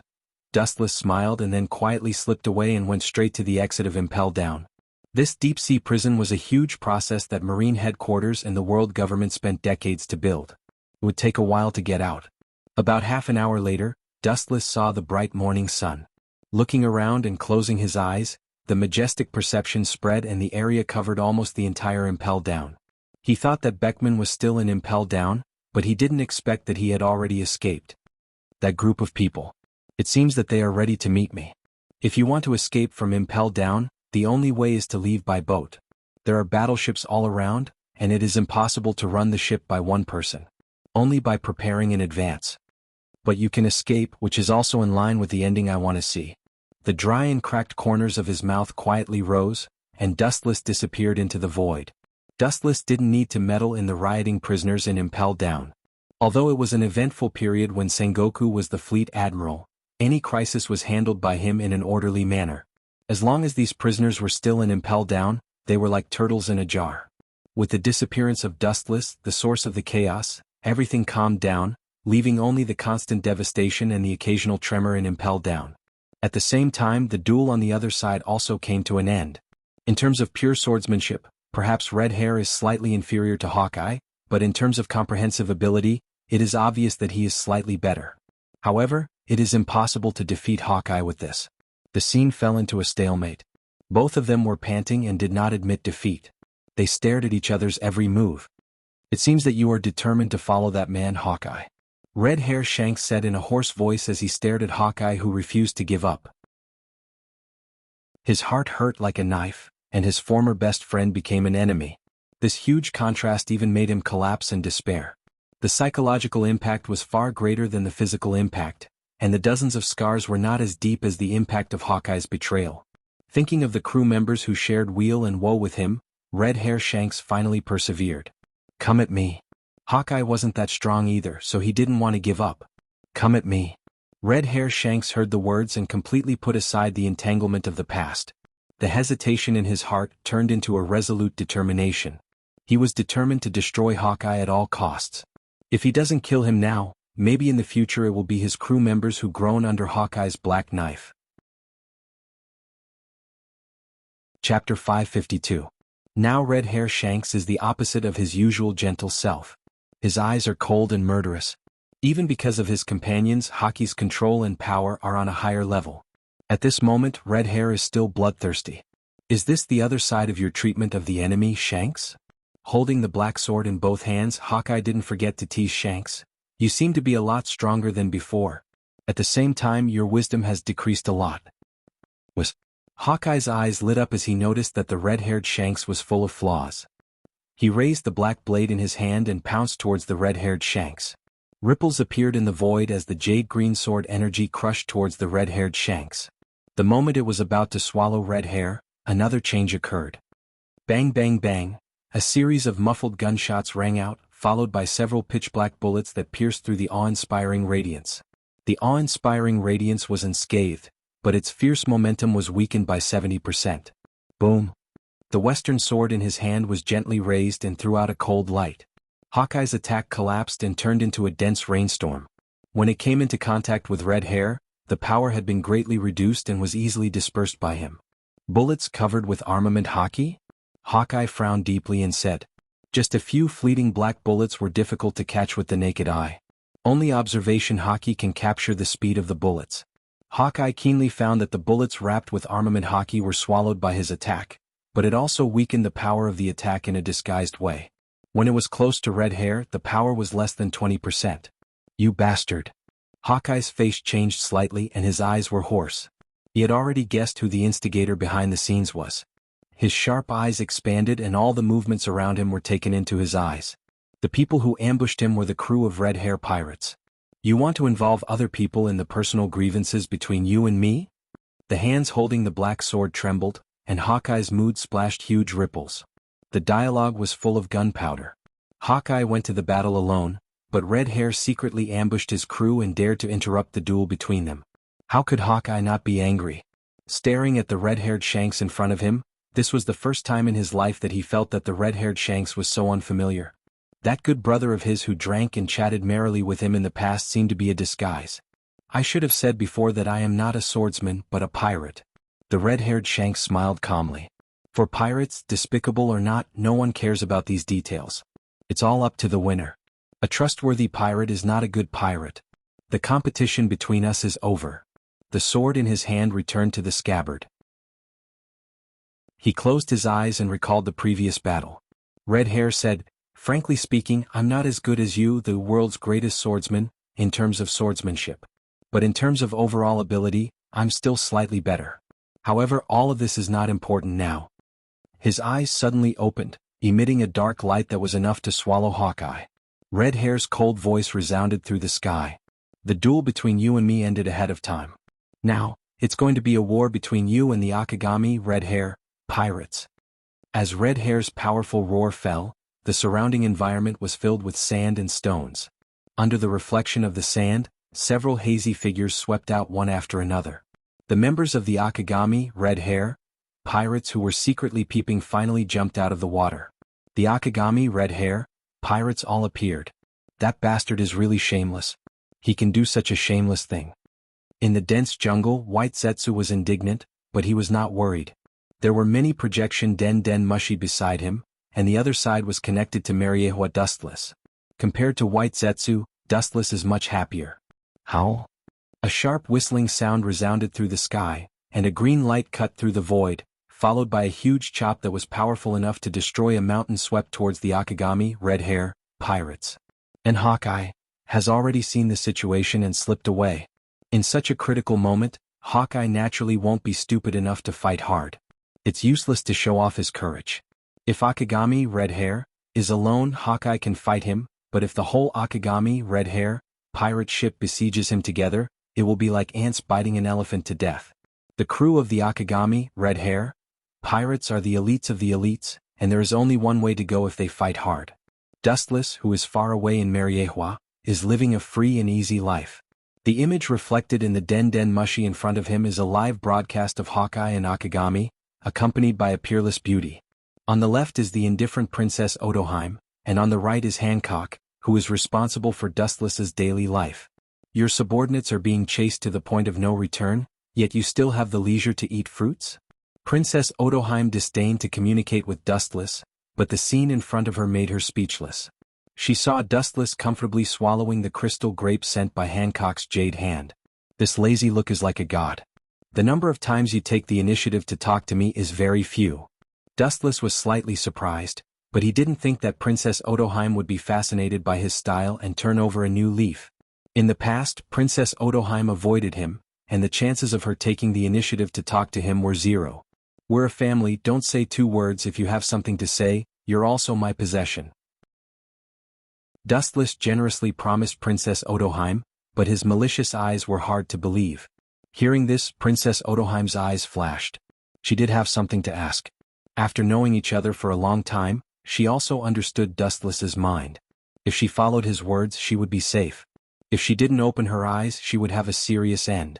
Princess Odoheim has a deep understanding of this. These days she has been obedient to Dustless and they get along very well. Chapter 553. Princess E.G. was bashful. She wanted to say something but stopped. Wu Chen's smiling expression was extremely hateful in her eyes. The corners of his mouth were raised high. He was no different from an old fox waiting for a rabbit to come to his door. "I don't have anything to ask of you." Turning her head, Princess Aji ignored Wu Chen's gaze. Out of sight, out of mind. The more she spoils Dustless, the worse he will become. After a while, Princess Odoheim has a little understanding of him, and after several summaries she has found an alternative way to make a living. Boring. Seeing that Princess Odoheim didn't answer, Dustless also retracted his gaze and touched his smooth chin. He is only interested in the prey that will resist, and the sheep that are obedient can't arouse the slightest interest like chicken bones, it's a pity to throw them away. Sure enough, it's the same as what Hancock said. Seeing that Dustless didn't pay attention to her, Princess Odoheim's mouth raised a smile of conspiracy, and at the same time she didn't know whether to laugh or cry, and suddenly found that the previous fierce resistance was simply self-destruction. She behaved obediently. Over time, Wu Chen's interest in her would gradually fade. It's true that people's hearts can't be seen. Hancock's eyes were always observing the scene in the Den Den Mushi, and it was extremely complicated. In her impression, Akagami is the kind of bold pirate who is very heroic and attaches importance to the existence of his companions. The red-haired man in front of her subverted her previous understanding. This may be the situation. Princess Odoheim also slightly nodded, and there was an incredible look in her eyes as she whispered, "I have heard that Akagami Shanks is a person who attaches great importance to friendship." As the queen of the Fishman Island, Princess Odoheim is more knowledgeable than Hancock. Akagami Shanks is an anomaly among the pirates. Among the Yonko, 4 emperors, he is the only one who drifts around without a fixed residence. Whether it is the Whitebeard pirates, the Bigumamu pirates, or the Kaido pirates, the New World has annexed countless islands. Only Akagami Shanks is home and roams the world. He is the opposite of those ambitious pirates. Value friendship? Red Hair Shanks is indeed that kind of man. Even if he was slapped in the face, he wouldn't allow others to bully his friends or crew. But that was in the past. Now Hawkeye is on my side and our positions are different. Hawkeye can hurt his friends at any time, so naturally Red Hair Shanks is eager to kill him. Dustless was quite clear about this. Red Hair Shanks was a person who valued friendship and loyalty, but this rule was only limited to his close friends and companions. Hawkeye, who used to be his best friend, was now his enemy. That was all. To put it bluntly, the red-haired Shanks you respected in the past is just a clown. Dustless added fuel to the fire when he saw Princess Odoheim, and Hancock's eyes were slightly dim. Facts speak louder than words, and there is no need for Dustless to fabricate. What happened in the Den Den Mushi in front of him has already explained everything. Treat your friends with respect, but if you are an enemy, you will naturally fight with your sword. Everyone actually has two sides of justice and evil. Red Hair Shanks used to expose his positive and optimistic side, and now it belongs to the other side that few people know. Dustless said bluntly, with a contemptuous attitude towards Red Hair Shanks. It's true that pirates are not good things. After a long silence, Hancock nodded slightly and found that her previous ideas were too naive. She immediately looked at Princess Odoheim and said contemptuously, "Do you think that Whitebeard sheltered your Fishman Island without a purpose? Stupid." Dustless sneered, and Whitebeard inexplicably found that he had done too many wrong things in half of his life. Sheltering the Fishman Island? It's tantamount to a fantasy. What is a pirate? The pursuit of profit, the pursuit of profit. This is the true portrayal of a pirate. Burning and looting under the loud slogan of pursuing dreams, this is a pirate. Whitebeard is the most powerful pirate with both wisdom and courage. Sheltering the Fishman Island for no reason is unclear. According to Dustless's guess, there must be some unknown purpose. Impossible, he is very friendly to the Fishman Island. Her pretty face changed greatly, and Princess Odoheim argued. During the time when Whitebeard sheltered the Fishman Island, the foreign pirates were low-key, and the Fishman Island became a peaceful paradise. I only believe that no one gets up early without profit. Glancing at Princess Odoheim, Dustless sighed. The Fishman's idea is always too pure, and dealing with cunning humans will only lead to deceit. In your impression, Red Hair Shanks is very forthright and unrestrained. But now he and his crew besieged Hawkeye. The white beard you see is only the color on the surface. Only God knows what he really is. Speaking of this, Dustless was too lazy to talk nonsense. Everyone has two sides. Before, Red Hair Shanks exposed only the surface character of people, and now this scene is the darkness in his heart. Each of the Yonko, 4 emperors, of the New World is actually a bloody executioner. Whitebeard and Red Hair Shanks are like this. It is because the world is afraid of their strength, and because each of them stepped on a mountain of corpses, which indirectly laid the foundation for their Yonko, 4 emperors, name. That is to say, everyone also has two sides, and you are no exception.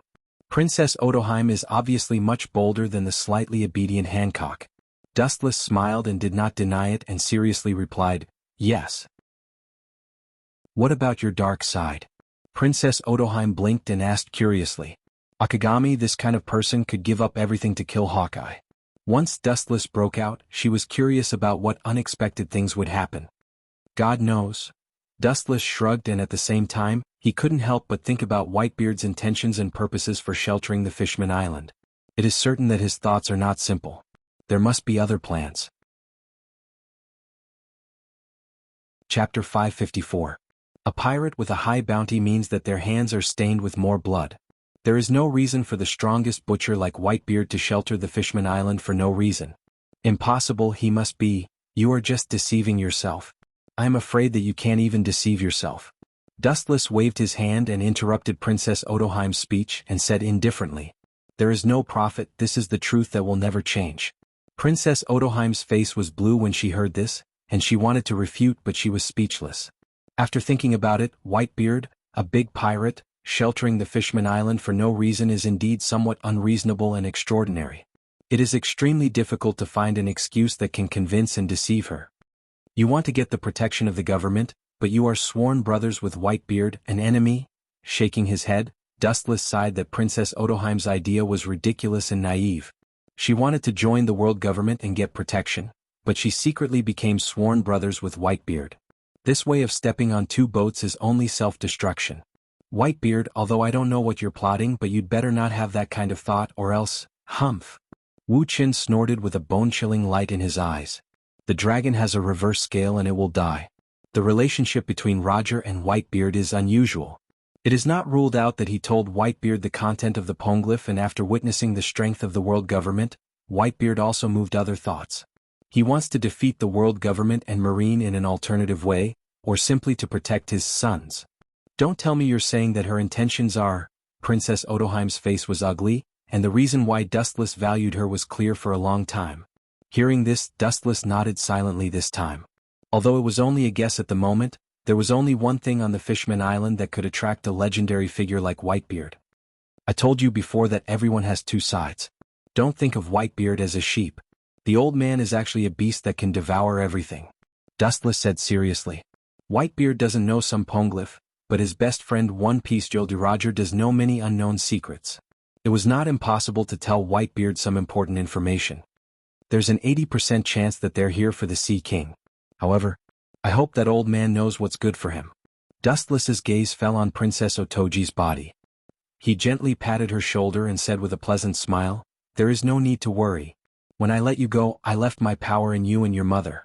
With the birth of Shirahoshi, my power has also been transferred to her. If Whitebeard dares to act rashly, he will be caught in his own trap." "I hope so." Princess Aji nodded worriedly.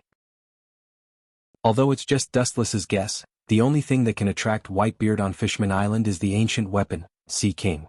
The source of Whitebeard's news is naturally Roger, the Pirate King. Although Whitebeard is a pirate, he is not a brainless man. He knows what's more important. He won't touch the key to open Pandora's ink box unless he has to. He can't afford such a price and consequences. Taking advantage of the situation, he took Princess Aji into his arms. Wu Qin explained while taking advantage of her. Unlike before, Princess Otoji did not resist this time. Her eyes were dotted with pitiful hesitation and helplessness. Instead of refusing Dustless, she grabbed his clothes. It seems that only when her heart is empty and flustered can she calm down. If Whitebeard really wants to rob Shirahoshi, no one on Fishman Island can stop him. The only life-saving straw is Dustless. Don't worry, Whitebeard is not a god. He may only know that the Sea King exists on Fishman Island. He doesn't know who it is. Dustless comforted her softly. The poneglyph only records the location of the ancient weapon. It doesn't detail who it is. Looking at today's world, the people who know that Shirahoshi is the Sea King are definitely not more than 5. The reason why Princess Otoji knew was that Dustless told her impatiently. "That man seems to have landed on the island, master," Hancock said with a smile, and her voice was like the sound of nature, making people addicted. Dustless glanced at her faintly and then nodded slightly. His eyes moved away from Princess Otoji's body and stared at the image reflected in the Den Mushi. What came into view was the embarrassed Beckman. This savior finally appeared. Otherwise, Hawkeye might have been besieged by Akagami, Red Hair, pirates, and died. Beckman came to Hawkeye's rescue. This carefully arranged script is good. Dustless's mouth outlined a gloomy smile, and his tone was unusually hoarse. Princess Otoji and Hancock, sitting next to Dustless, looked at each other and could see the looming fear in each other's eyes. The only fortunate thing is that this gloomy taste is not directed at the two of them. Don't tell me you're counting on Beckman to help Hawkeye? Patting her chest, Princess Odoheim tried her best to remain calm and asked curiously. Hancock also tilted her head and looked at Dustless with her smart eyes. Apparently, she was also looking forward to Dustless's answer. It's true. When I saw him a few months ago, I left something special in his body, but because my ability was too strange, Beckman couldn't detect it. Dustless said lightly as if he had done a trivial thing. He quietly tasted the hot tea in his hand, but the evil smile on the corner of his mouth was enough to make people retreat. He looked at Beckman with contempt. The joy reflected in his eyes was clearly visible. Wu Chen's face was full of contempt and disdain. What awaited Beckman was not the joy of reuniting after so many hardships, but the complete fall from heaven to hell. Chapter 555. Crossing the endless sea and experiencing countless twists and turns, what brought the crew under the flag was not the joy after the reunion, but the shadow that could not be waved away. There is nothing more ironic than this. Princess Odoheim looked at Dustless with cold legs and finally understood his intentions. Thinking of Dustless's crazy ideas, her whole body trembled slightly. Killing people is nothing more than a nod of the head, the cruel borrowing of a knife to kill people. Such a practice may lead to the Akagami, red hair, pirates falling apart like a plate of loose sand. Don't show such an incredible expression. This is called retribution. It's all Red Hair Shank's fault, and he has to pay the price for meddling in other people's business. Seeing Princess Odoheim's pupils widening, Dustless said helplessly, his face full of disapproval. He didn't feel that it was too much. It is true that he can crush the conspiracy of the Akagami, red hair, pirates, but the effect is different from that of the vice-captain. The vice-captain, who usually gives trust, suddenly starts to attack his own crew one day, and the effect is absolutely unprecedented. Even if he can't wipe out the Akagami, red hair, pirates, there are very few people who are willing to follow Akagami, red hair, pirates in the future. That kid has taken an inch and taken a mile again and again. Does he think that Yonko, for emperors, can do whatever he wants? If I don't teach him a lesson, he will really think that I am mud. Dustless sneered again and again, and his whole body was covered with deep cold air. The current red hair was quite scheming, but he had not yet reached the level of perfection. At such a young age, he had become one of the 4 emperors, whose name shook the world at the age of 30. It was normal for him to have an arrogant attitude because of his talent. Understanding is understanding. If you want Dustless to agree with it, it is a dream. It is just right to take advantage of the arrest of Beckman this time to defeat the Akagami, red hair, pirates and drive them out of the New World. Isn't it self-destruction to do this? Consort Aji's chest tightened as she nervously asked. She knew that Dustless was very strong, but she didn't think he had the strength to contend with the 4 emperors. Those arrogant pirates were all peerless powerhouses who had experienced hundreds of battles. Every one of the Yonko, 4 emperors, can be called an invincible monster existence. In a duel in a 1-to-1 state, even if an admiral of the Marine headquarters goes on the field, the one who will be trampled in the end will definitely be the admiral. For example, Whitebeard is the strongest pirate among the Yonko, 4 emperors. Now in his heyday he is invincible. His strength is enough to crush all opponents. Even if Red Hair Shanks was not as good as Whitebeard, he believed that he would not be too bad. You're right, it was indeed self-destruction. However, the one who self-destructed was Red Hair Shanks. Dustless's lips curled into a cold arc as he spoke emotionlessly. Sister Aji is worried, young master will definitely win. Hancock grinned and showed a bright smile. She was full of confidence in Dustless. Others may not know, but the defeat of 100 Beast Kaido a few days ago was still vivid in Hancock's mind. Beckman, who had come ashore in a hurry, had a desolate look on his face. His eyes were dim and his face was as pale as snow. Looking at his waist, there were still dark red bloodstains. As time passed, they had slowly coagulated into scars. The piercing pain from all over his body had numbed his nerves. This conspicuous scar was left by Wu Chen. On the surface, it didn't look very fatal, but in fact it almost took his life. If it wasn't for his many years of painstakingly practicing body arts and training an indestructible body, the consequence of being hit head-on by that kick would have been his corpse separated from his head. The escape from Impel Down had left an indelible impression in Beckman's heart. His heart was full of mixed feelings. It was the first time he realized that he was so fragile. The enemy was in front of him, but he could only flee like a mouse. The blow it brought was indescribable. It seems that Captain has already started. His wings are full, I can only break them one by one. Quickly adjusting his mentality, Beckman's eyes lit up, dragging his exhausted body, his observation hockey expanded and he slowly walked towards the center of the fight. Only by annihilating all these dogs first can he hit the power to deal with Dustless. Although it is only a passive strategy, it is the most effective strategy so far. About half an hour later, Beckman found the traces of Akagami, Red Hair, and others as well as Hawkeye, who was forced by the crew of Akagami, Red Hair, pirates. The bloody traces all over his body were clearly visible. Who can hurt you like this? Seeing Beckman appear, Akagami, Red Hair, Shanks asked in surprise, and his heart was shocked. The fire that was enough to swallow the endless sky flashed away. Akagami, Red Hair, Shanks values friendship and loyalty, and his character of valuing his companions is known to the world. The trusted vice captain was severely injured, and it immediately aroused the boiling, killing intent in his heart. It doesn't matter, that man is not something we can deal with now. Beckman smiled bitterly, and his deep eyes were not as wise as before, and they were very dim. Akagami, Red Hair, Shanks looked stiff, and he naturally understood the man in Beckman's air. He unwillingly clenched his huge fist and finally could only sigh helplessly. The current gap between him and Dustless really made him helpless. "I'm fine, I'm just slightly injured. It's still because my strength is not enough." With a self-deprecating look on his face, Beckman said weakly. "The whole person is like a willow fluttering in the wind, drifting with the waves." A group of Akagami, Red Hair, pirates saw this scene with mixed feelings and looked guilty.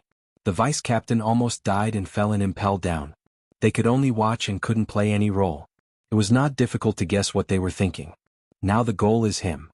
With all his strength, Beckman changed the topic and brought the problem to Hawkeye's head.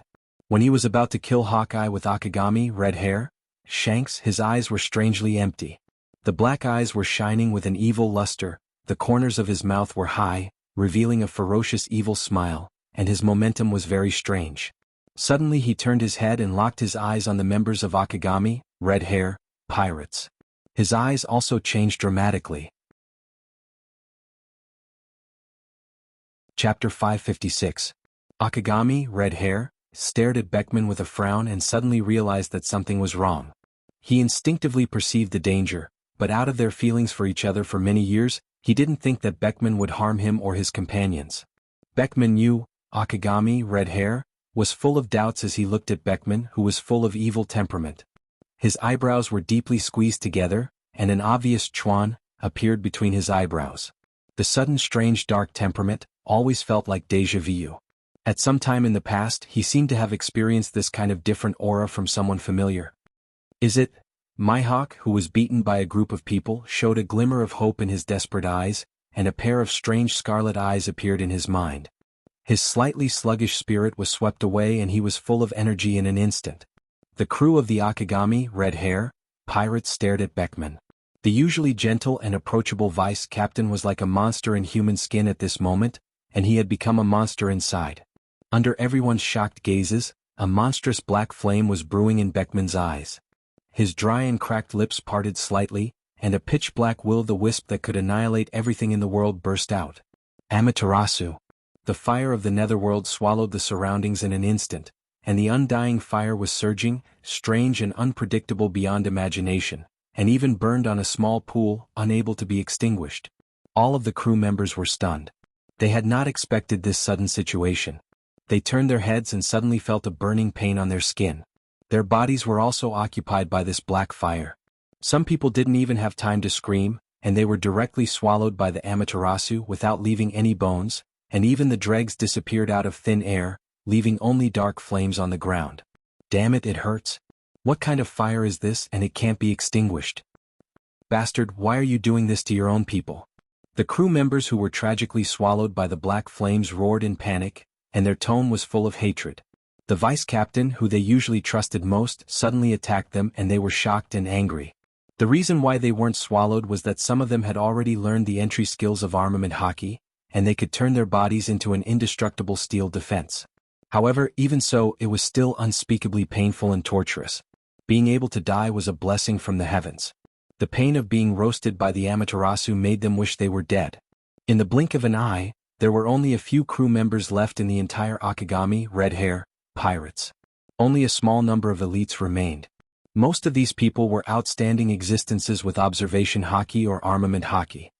Beckman, give me an explanation. Looking around at the scattered crew members, the red-haired Shanks's eyes were about to split open. Boundless murderous intent erupted from him as he roared at Beckman. At the moment when the black fire burned, Akagami, red hair, was also swallowed. His armament haki was superb and he used haki defense in an instant to survive. His body was only slightly burned, but the mental blow was unparalleled. You're not Beckman. Who the hell are you? Narrowing his eyes, red-haired Shanks realized that something was wrong. He locked his gaze on Beckman and clenched his fists. The black flame was clearly some kind of mysterious ability. Beckman was not an ability user, or there was no ability user in the Akagami, red hair, pirates. Once a person is angry, his reason and actions will be full of flaws and various fatal loopholes will appear all over his body. This is the case with Akagami, red hair, in front of him. His haki raged uncontrollably and his momentum was monstrous. He was like a lion with messy red hair and a black cloak dancing without wind. At this moment, a black afterimage galloped over.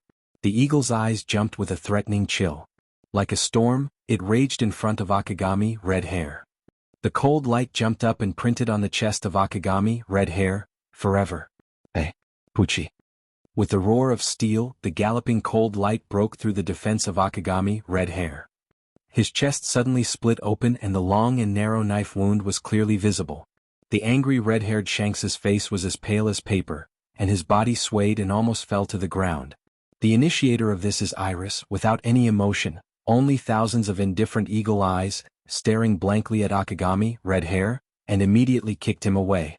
This is just politeness, Shanks. Staring at Akagami, red hair, who flew out, Hawkeye said coldly. Looking around, his body was also full of large and small wounds. His condition was not much better than Akagami, red hair. The bloodstains have dyed Hawkeye's clothes scarlet. Good job, Hawkeye. Nodding with satisfaction, Beckman smiled and said in a frivolous tone. Akagami, red hair. Shanks gritted his teeth and stood up. The crew of the Akagami, red hair, pirates who survived flocked over and looked at his injuries with worry. It turned out to be you. I always felt that Beckman's evil temperament was familiar, and now there is always contempt and indifference in his tone. It turned out to be you. Staring at Beckman, the figure of Dustless appeared in his mind. Carefully comparing, it was almost 10 times similar. This is the unique technique of the Sharingan called the transcription seal, but because this guy doesn't have the Sharingan, it is not perfect. It can only store a small amount of chakra, and the power is only a few layers. Otherwise, maybe all the Akagami, red hair, pirates would have been killed. Beckman said in a rather regretful tone. The meaning of his words was obviously that the Akagami, red hair, pirates were lucky. The transcription seal technique can only be stored in the Sharingan to ensure a perfect fit. With Dustless's current strength, he can force it to remain in the eyes of others without being noticed by the other party. It is also very difficult to do and only a small amount of chakra can be stored. The power displayed is also not satisfactory, but according to the current situation, it is not important. Chapter 557. The red-haired Shanks glared angrily. Numerous ferocious blue veins appeared on his forehead, almost covering his entire face. He panted heavily and stared at Beckman with his scarlet eyes. He forcibly suppressed his raging hatred, and his right arm trembled as he held the western sword. If you want to kill me, then come at me. Now there is not much chakra left in him. It is extremely difficult to maintain this state, let alone attack. With a mocking smile on his face, Beckman patted his chest and signaled Red Hair to slash here. Red Hair Shanks was so angry that he wanted to vomit blood. Seeing this scene, Red Hair's killing intent increased and his face became more and more ugly. He was not an idiot. Now Dustless was only occupying Beckman's body. If he attacked rashly, the one who would be hurt would be Beckman and not Dustless. After thinking about it, Red Hair was not anxious in such an embarrassing situation. Instead, he was unusually calm. His breathing gradually calmed down and the chill swept away. He regained his calmness. He still had the upper hand in the current situation. At least the remaining crew members could escape unscathed. Often when the situation was more critical, the unshakable mentality could ensure that they could get through the difficulties safely. Turning danger into safety, they needed to face it calmly. This kid was able to come this far and successfully stabilize the position of Yonko at such a young age. In addition to his strength, his mature mind also played a decisive role. Beckman, who was guided by Dustless's consciousness, nodded slightly and secretly sighed that Yonko was not easy to deal with. Your enemy is right in front of you. Are you going to watch him go free? With a sneer, Dustless continued to provoke. His tone was light as if life was nothing, and his eyes were filled with disdain as if the crew members who were burned into nothingness by Amaterasu were trash.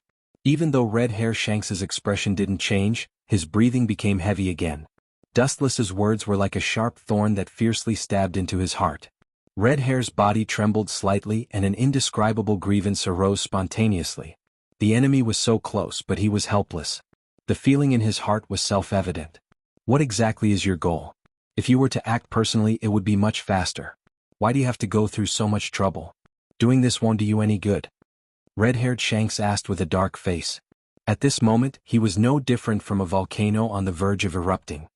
His entire body was filled with a destructive and violent heat that could not be approached. What's his purpose? Don't get carried away. Do you think you have something I need? Hearing that, Dustless used an extremely lazy tone to speak. Akagami, Red Hair, pirates have no money and no power. It can be said that they are poor. Among the Yonko 4 emperors, only Akagami, Red Hair, Shanks's power is the most fragile, but the crew is the elite of the elite, all of them are veteran strong. Of course, Red Hair Shanks wasn't interested in material benefits. As for the reason for not letting go of your pirates, you have to find a reason. Scratching his head helplessly, Dustless seemed to be very entangled and said in a low voice, looking at your ugly appearance after killing each other, this is the picture I am looking forward to. The casual words made everyone, including Akagami, Red Hair, angry and they immediately planned to fight. Thinking that the physical attack would be borne by Beckman, their hearts were extremely uncomfortable. It was more uncomfortable than eating 10 pounds of flies. Especially the smile in his eyes made them want to vomit blood, silently telling them that I am here and I promise not to run. Come and hit me if you have the guts. There was a flash of light in his mind and Akagami, Red Hair, Shanks understood Dustless's intentions in the blink of an eye. You despicable bastard, I will definitely kill you with my own hands in the future to comfort those souls who cannot rest in peace in the underworld. The red-haired Shanks clenched his fists so tightly that his knuckles cracked as he spoke in a threatening tone. Dustless's move was very vicious. Not only did he let Beckman bear the notoriety of killing each other, but he also cut off the retreat of the Akagami, Red Hair, pirates, who would join a pirate group that kills each other. Even though the red-haired Shanks did not care about these things, and he could laugh off the ridicule from the outside world, he could not bear to see his best friend carry such a heavy bad reputation, and live with his spine being poked at for the rest of his life.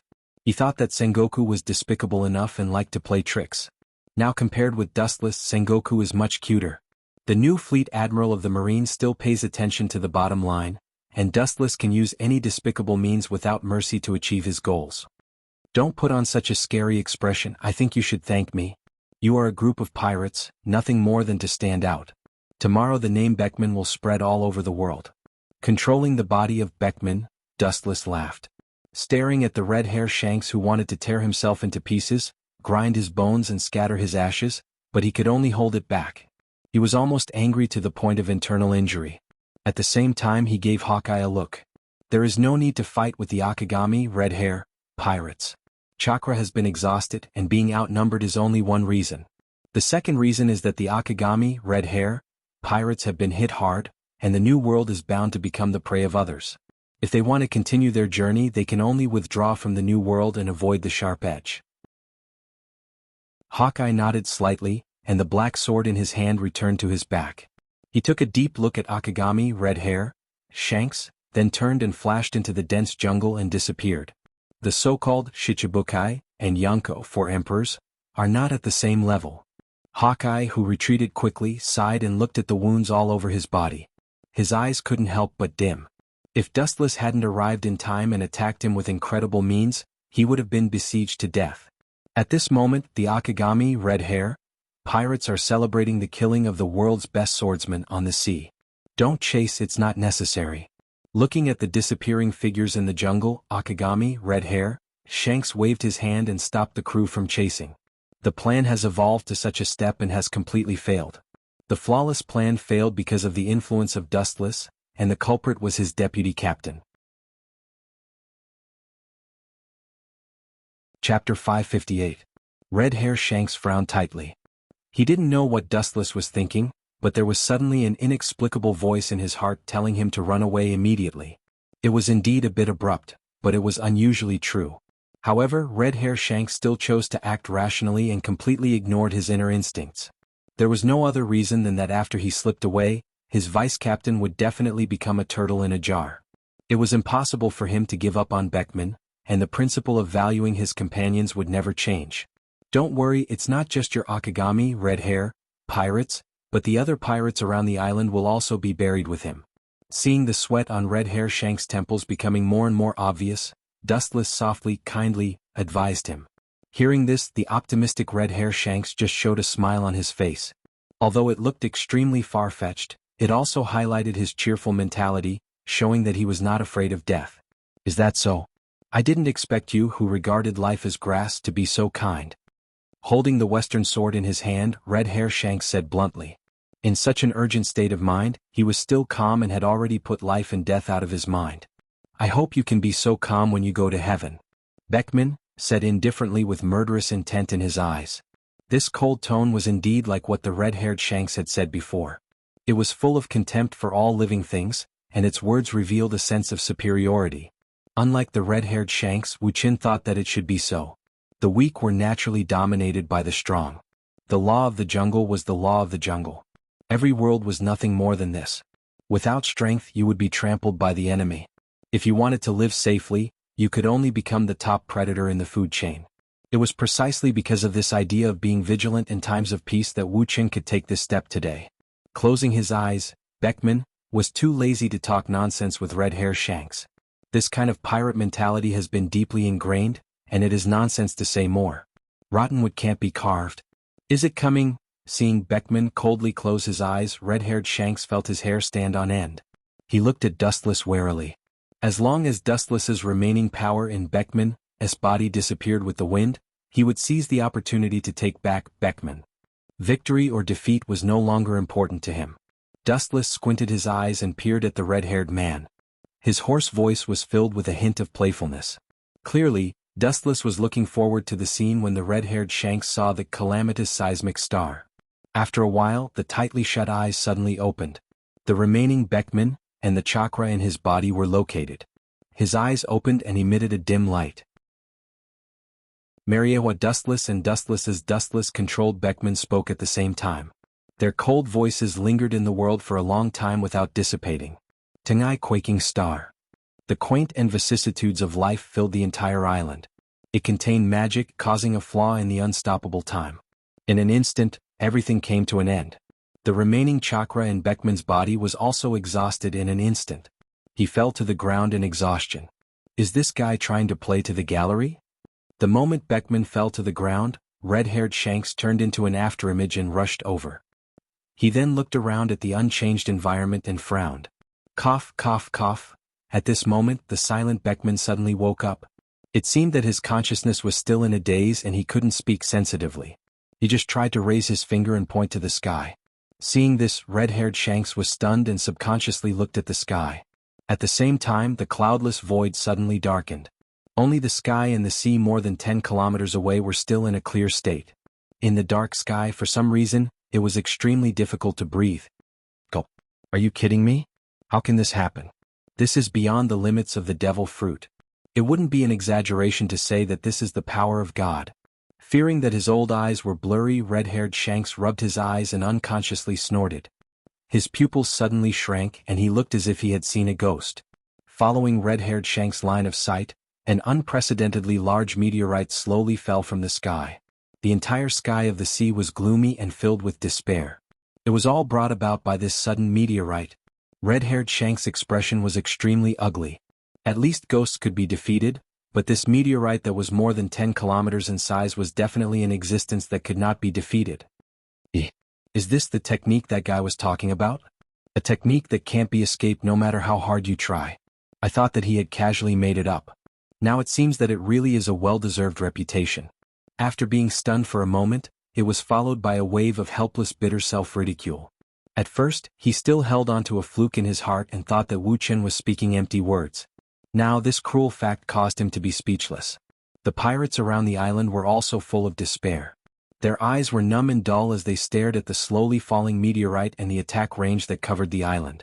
The pirates who wanted to escape just sat down and recalled the wonderful scenes of the past. Because after this, they would never have the chance to taste those beautiful memories again. Only those pirates who were full of a strong desire to survive fled desperately, but in any case, they still couldn't avoid the lock of the Tengai. Damn it. Maybe it's just like what Hawkeye said before. That man was deliberately created by God to mock our ignorance and weakness. Red-haired Shanks said in a gloomy and hoarse voice, but his footsteps didn't stop as he carried Beckman and ran towards the sea. An optimistic mentality has been developed, and Shanks was born to be the kind of person who won't give up easily. What's more, the island was surrounded by the sea, and neither of them were ability users. Their physique was strong, so the probability of escape was not impossible.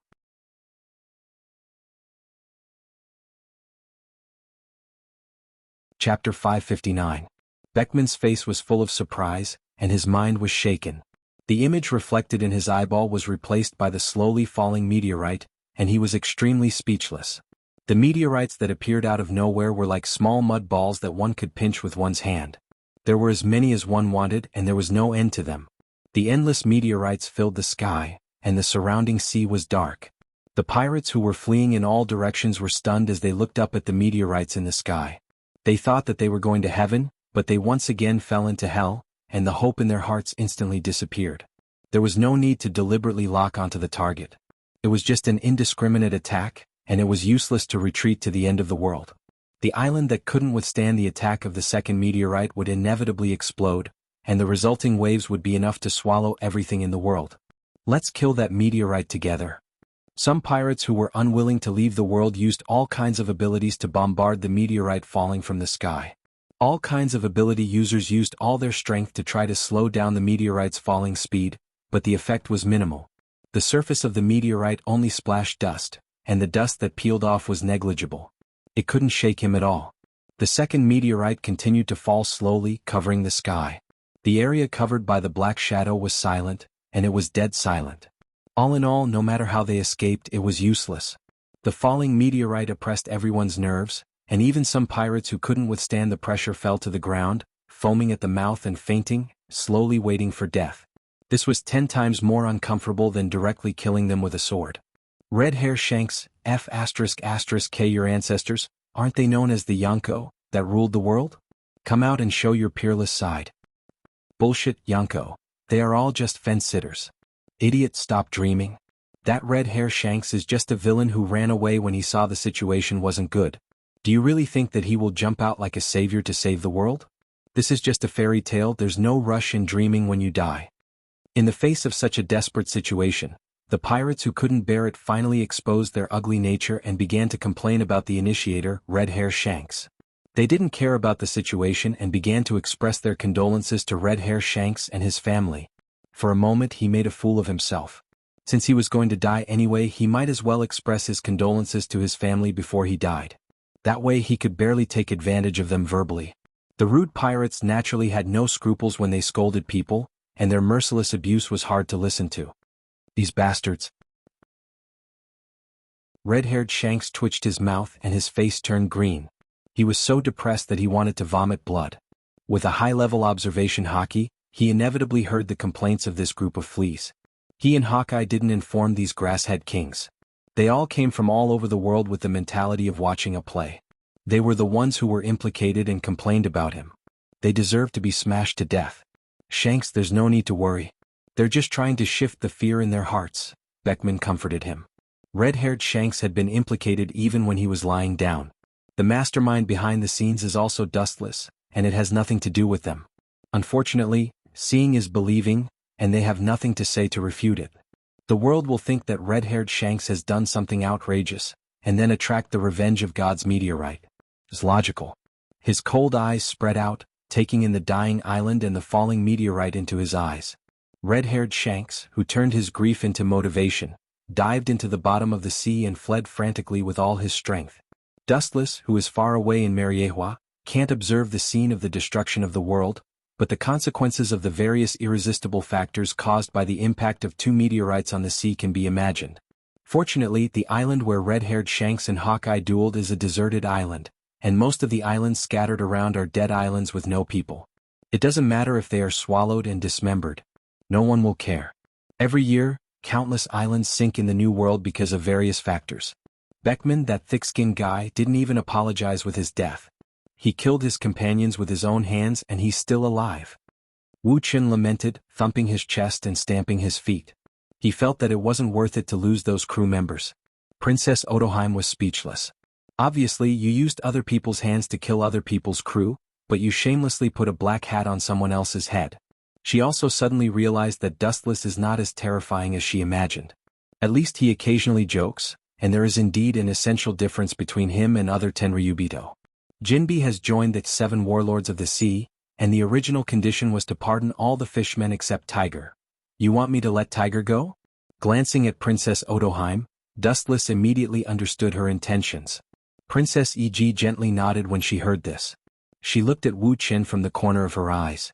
Seeing that his expression was as calm as water, her tense heart also relaxed. She sighed secretly that there was a chance. However, the next sentence caused Princess Aji's beautiful face to collapse. To me, this is indeed a small matter that is as easy as pie. But I think you also understand that he boldly broke into Mariehua, so it's not reasonable to let him go so easily. Looking at Princess Odoheim, Dustless said with a smile, and the meaning revealed in his tone was quite simple. He can let them go, but he needs chips. Princess Odoheim is not an ordinary person. She used to be the princess of the Fishman Island, and she has seen pirates like Dustless. Her shrewdness is also quite good. She immediately understood Dustless's intentions and asked bluntly, "What are your conditions?" Dustless smiled when he heard the words, and then put his mouth next to Princess Odoheim. Her jade fingers tightly grasped the corner of her clothes, and Princess Odoheim's face was slightly red. She thought that Dustless would put forward dirty conditions, but the content of his words made her face strange. Is that simple? Looking at Dustless with a puzzled face, Princess Odoheim was suspicious of this. Dustless glanced at Princess Odoheim faintly, then nodded silently, and the serious expression on his cheeks also dispelled Princess Odoheim's doubts.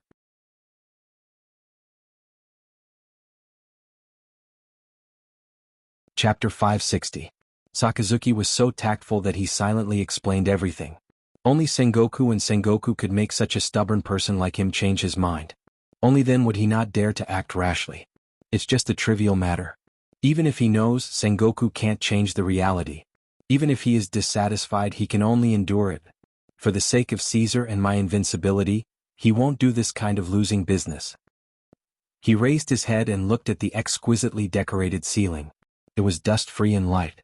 In the world where the strong are respected, the right to speak is in the hands of the strongest. Dustless, whose fist is bigger than Sengoku, stood in the most favorable position from the beginning to overlook the development of the situation, and then he influenced the development of the situation in his own favor. Dustless's identity and strength are above Sengoku. He has absolute power and unparalleled strength. After the combination of the two, any strategy is self-humiliating and the effect is negligible. This is the case every time. The real hunter who gains is Dustless. It really makes Sengoku's stomach ache and tired of dealing with it. He has been in the position of fleet admiral for some time, but he has no achievements to speak of. It is inevitable that people will gossip about him. Not only that, the establishment of Shichibukai is a manifestation of his incompetence. If the Marine has real ability, there is no need to establish this deformed organization composed entirely of pirates to suppress pirates. Eat inside and betray outside. Princess Odoheim snorted.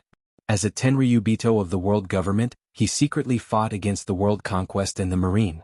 What is this if not eating inside and betraying outside? Hearing this, Dustless's face did not change. He never felt that he was teammates with the government or the Marine in the trenches. He is afraid that the Marine is the same. The two are completely different from each other. It is naturally impossible to eat inside and betray outside. At the end of the day, Dustless was just a master of both the underworld and underworld. Whether it is the Marine or the government, in the eyes of Dustless, they are the same kind of people. No one is right and no one is wrong. The only one who can really judge whether they are righteous or evil is the final winner. Since you took the initiative to make a move, then I can only return the favor. Test me? I can only passively fight back. The hostility in his eyes disappeared in a flash. Dustless smiled. It would be impolite not to return the favor. On the blue sea surface, the salty sea breeze blew, and the reflection of dozens of naval warships could be seen on the surface of the water. The unique flag and the unique silhouette of the warships could only be seen in the navy. Sakasuji's entire body was wrapped up so tightly that only his bronze cheeks could be seen. His old face, however, looked extremely ugly. The hostility in his old eyes was clearly visible. Bastard! The massive fist easily punched through the deck, leaving a scorching red fist print. Sakasuji was like a human-shaped weapon that only knew how to kill. Its entire body was suffused with an oppressive aura, causing the entire ship to heat up for no reason, the temperature instantly rising dozens of times. The magma fruit was extraordinarily powerful, and it wasn't hard to see that Sakasuji had reached the pinnacle of perfection in its application and development. Akainu's eyes gloomily looked at the handcuffed man in the distance with pale skin. Akainu was extremely aggrieved, and his body uncontrollably erupted hot magma, burning through and melting the deck. "Let me go. Do you know who's protecting me now? Come and untie this grandpa." Arrogant, condescending screams suddenly sounded. Looking in the direction of the voice, it was Kaiser who was locked up by Seastone. In fact, when Dustless called, Kaiser was already captured by Sakasuji and was on the way to the headquarters. Kaiser clearly heard the conversation between Sakasuji and Dustless in the Den Mushi. Release him from Seastone's handcuffs. His old face twitched. Even if he was unwilling, Sakasuji was powerless to change the reality. He wasn't an idiot. On the surface he may look like a brute who only knows how to use force, but in fact he's a meticulous person. Dustless's words in the Den Mushi already hinted that Kaiser was his subordinate. It can also be speculated that unscrupulously attacking Kaiser's opponent will immediately be met with the fiercest retaliation from Dustless. The soldiers on the warship looked at each other and stepped forward to release Kaiser's handcuffs. Sakasuji's will is above everything, and going against him is a dead end. Pack up your things and get out of here before I go back on my word. Waving his hand, Sakasuji issued the expulsion order. He suddenly felt that he was the most aggrieved vice admiral in history. There was nothing more ironic than releasing the enemy he captured with his own hands intact. After communicating with Dustless, he contacted Fleet Admiral Sengoku. Releasing Kaiser was Sengoku's order, and Sakasuji couldn't do anything. In the end, the Marine Headquarters is a department of the world government, and the world government serves the celestial dragons, and Dustless's identity is unusual, and falling out with him would be a great loss to the Marine. After careful consideration, Sengoku chose to compromise.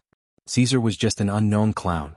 It was not worth losing Dustless, a trump card that could change the world situation for him. Sakasuji is now just a vice admiral, and it seems like he has unlimited potential. He has a high chance of becoming an admiral in the future, but that's a matter of the future. He is strong, but there are many people stronger than him in this world. Even if he becomes an admiral in the future, it's not a big deal. At most he will have more power to speak. Kiki. This debt I will pay you back double in the future. Remember this, Sakasuji. After throwing down the threat, Kaiser glared at Sakasuji. Seeing that the situation is not good, Kaiser hurriedly ran to the boat the Marine prepared for him and sped towards the island where he was captured. Before he left, he didn't forget to turn around and make a face at Sakasuji. That look was obviously saying, "Come hit me if you have the guts. Useless trash, the next time I attack you, even if that man protects you, you won't be able to escape death." Sakasuji growled with cold eyes.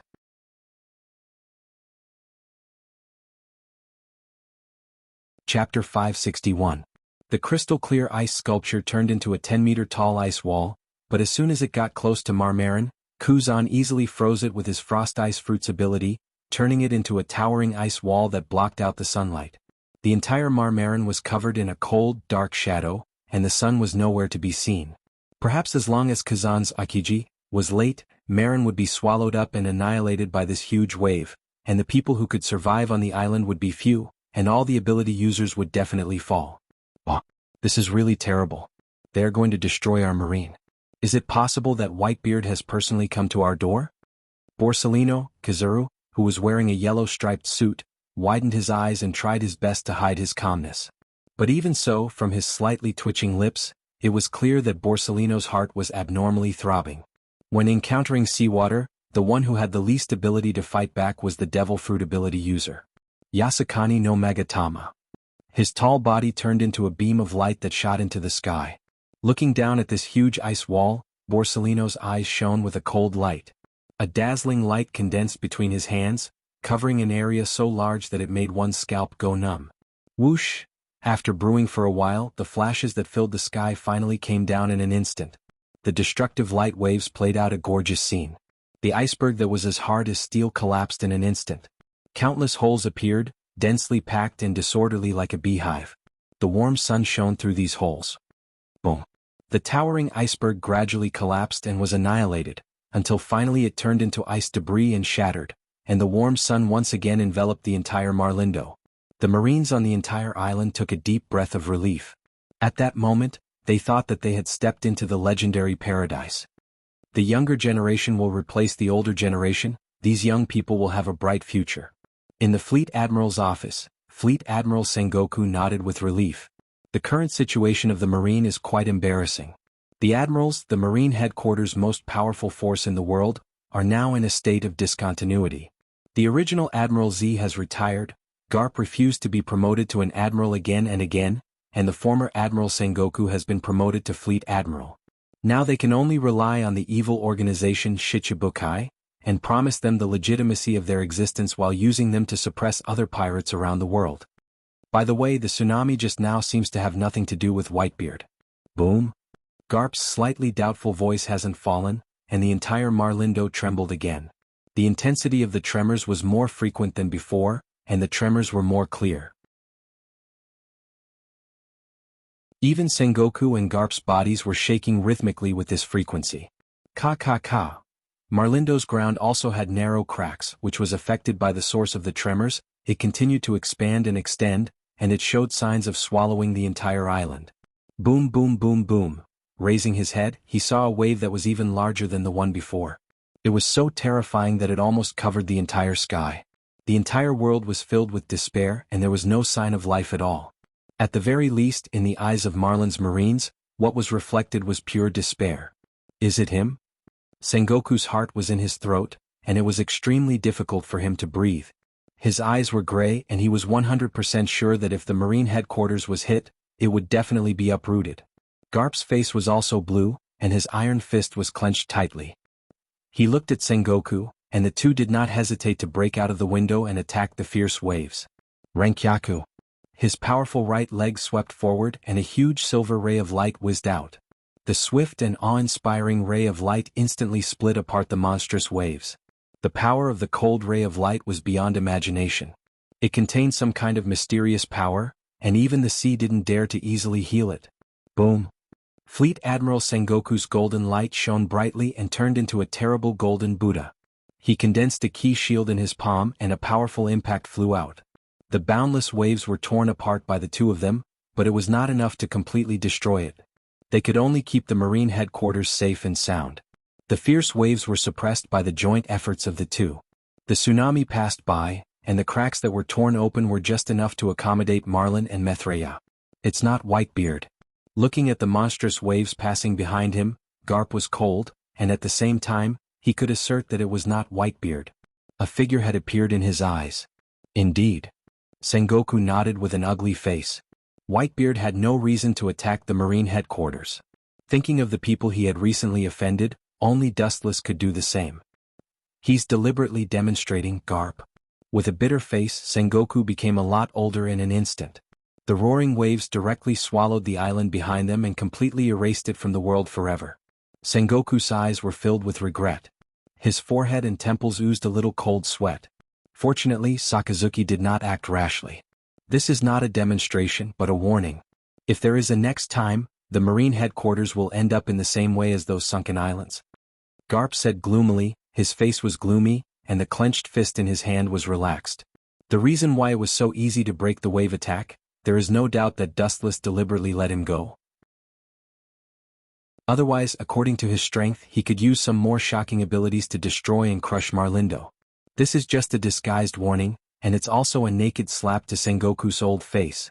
It quietly told Fleet Admiral Sengoku a simple and clear meaning: if there is a next time, Marlindo will be erased.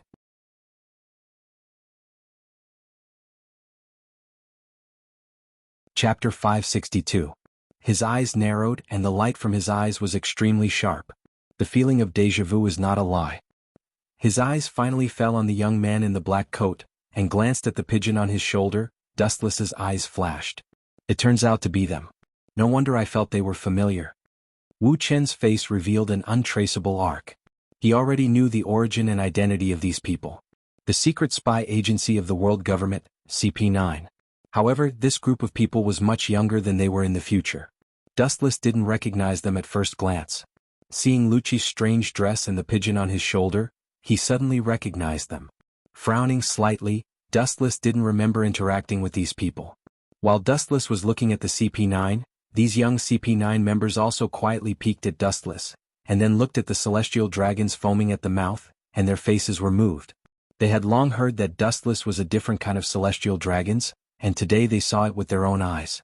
Louis South, Saint, let us deal with these celestial dragons. As the leader of the team, Lucci bowed slightly, and then said in a respectful tone. Dustless was silent when he heard the words, and his deep eyes turned around several people, as if he was planning something, and his eyes flashed with a strange luster. Seeing Dustless was silent, Lucci gave Kaku a look. The latter nodded slightly, and then walked toward the celestial dragons lying on the ground, and the disgust in his eyes disappeared. No matter who in the world, they don't have a good impression of celestial dragons, even if they are members of the government. When Kaku was about to drag this group of celestial dragons away, a black shadow suddenly attacked. The speed was as fast as lightning, and the naked eye could only see a fleeting afterimage. Kaku did not hesitate to block with his arms in front of him, and his whole body tensed, and his flesh turned into an invisible armor, extremely hard, resisting the incoming shadow. Bang! The powerful force was beyond imagination, and Kaku was instantly sent flying backward. He retreated a distance of 3 feet before he could stop. His face was pale and his arms were trembling uncontrollably. Who the hell are you? Staring at Hancock, Kaku suppressed the anger in his heart and asked with an ugly face.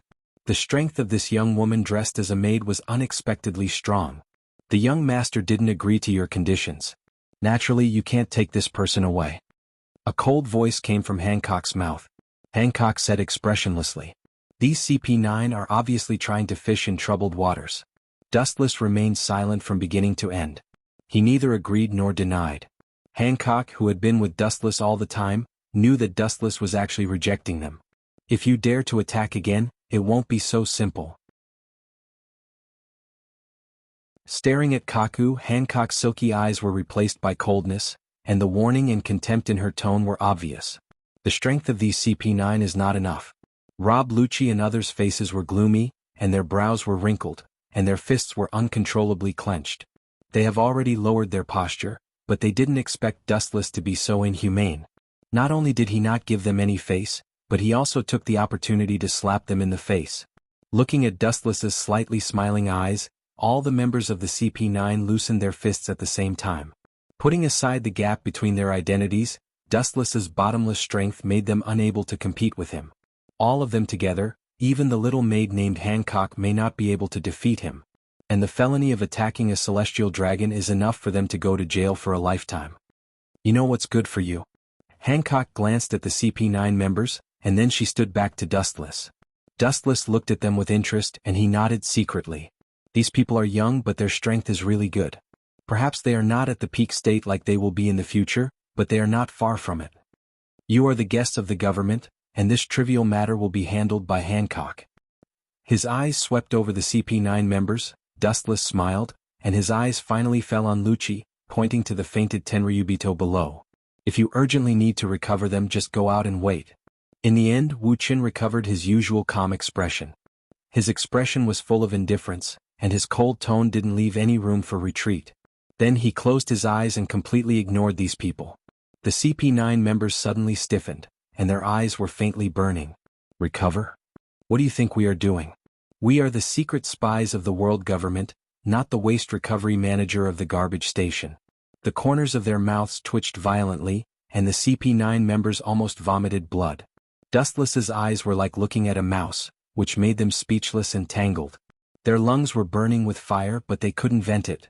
The fire went straight to the brain along the meridians of the body, burning their reason. In the past, when they performed tasks, almost all of them went smoothly, and they crushed the other side with absolute strength, but this task was unexpected. In terms of strength they can't even beat the other side's maid, and in terms of background they are even worse. The essence of the existence of the world government is to work for the celestial dragon. Especially Wu Chen's teasing and mocking gaze, it made them feel a few hundred times worse than eating 5 kilograms of flies. They could only lower their heads and not dare to meet Wu Chen's gaze, fearing that they would be violently beaten up by the other party if they were impulsive. In that case, goodbye. The CP9 members once again bowed to Dustless, and then left with a pale face, waiting for Hancock to clean up the celestial dragon, and then they will recover. Even if they are unwilling, they can only do this. Chapter 563. The CP9 group quietly retreated, and the expression of wanting to attack but not daring to break out made Hancock laugh again and again.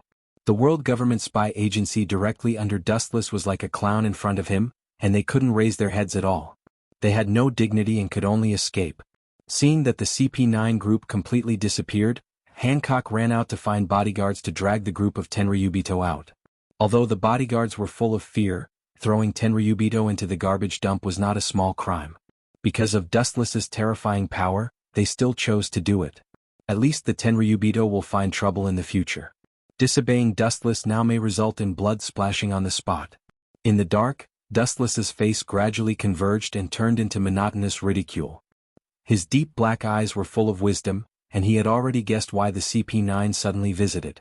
Master, there is something wrong with them? Hancock stood beside Dustless and wondered. She always felt that these people had other plans, but she couldn't tell the specifics. It was not reasonable for them to go back empty-handed. And their hands are too long. CP9 is only an official of the world government, and the object of their specific service seems to be only CP0. Hancock was puzzled. Dustless had told her these things before. Dustless just smiled mysteriously when he heard the words, and his knuckles rhythmically tapped on the table. He was slightly surprised and then nodded gently. He didn't expect Hancock to see the trick. Perhaps because Hancock can be an outsider, she can observe the overall development from an observer's point of view, and then get alternative indirect information. It's very simple because they want to get valuable things from me, but the CP9 is too arrogant. Even their behind-the-scenes boss can't do it, let alone these small people. Shaking his head contemptuously, Dustless sneered. Huh. The smile on his face suddenly froze. Dustless raised his head and stared at the dark corridor. He suddenly felt a pair of eyes peeking at them from there. As far as the eye could see, there was nothing there. The gloomy space maintained a deathly stillness from beginning to end. There was no change at all. It was as quiet as stagnant water. Was it an illusion? Dustless wondered.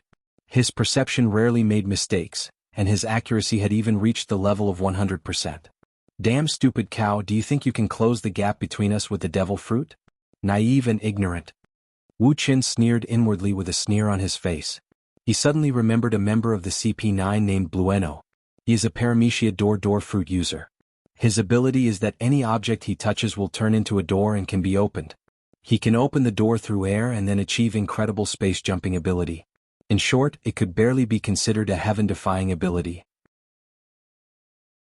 You want to use the ability of the devil fruit to close the gap in strength and use it to spy on intelligence. It's a good idea, but you chose the wrong target. Dustless smiled and was about to kill Blueno on the spot. His eyes flashed, and the majestic chakra gathered in his body instantly disappeared. Such a good chess piece can be used in the opposite way. Dustless-sama, what is their purpose? Seeing Dustless's strange silence, Hancock asked puzzledly. She can conclude that the purpose of the CP9 is not simple, and there is an unknown conspiracy. That's for sure.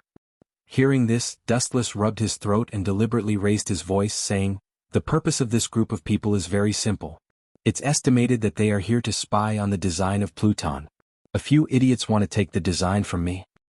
Is that so? Hancock's nose wrinkled slightly, and her clear eyes looked at Dustless suspiciously.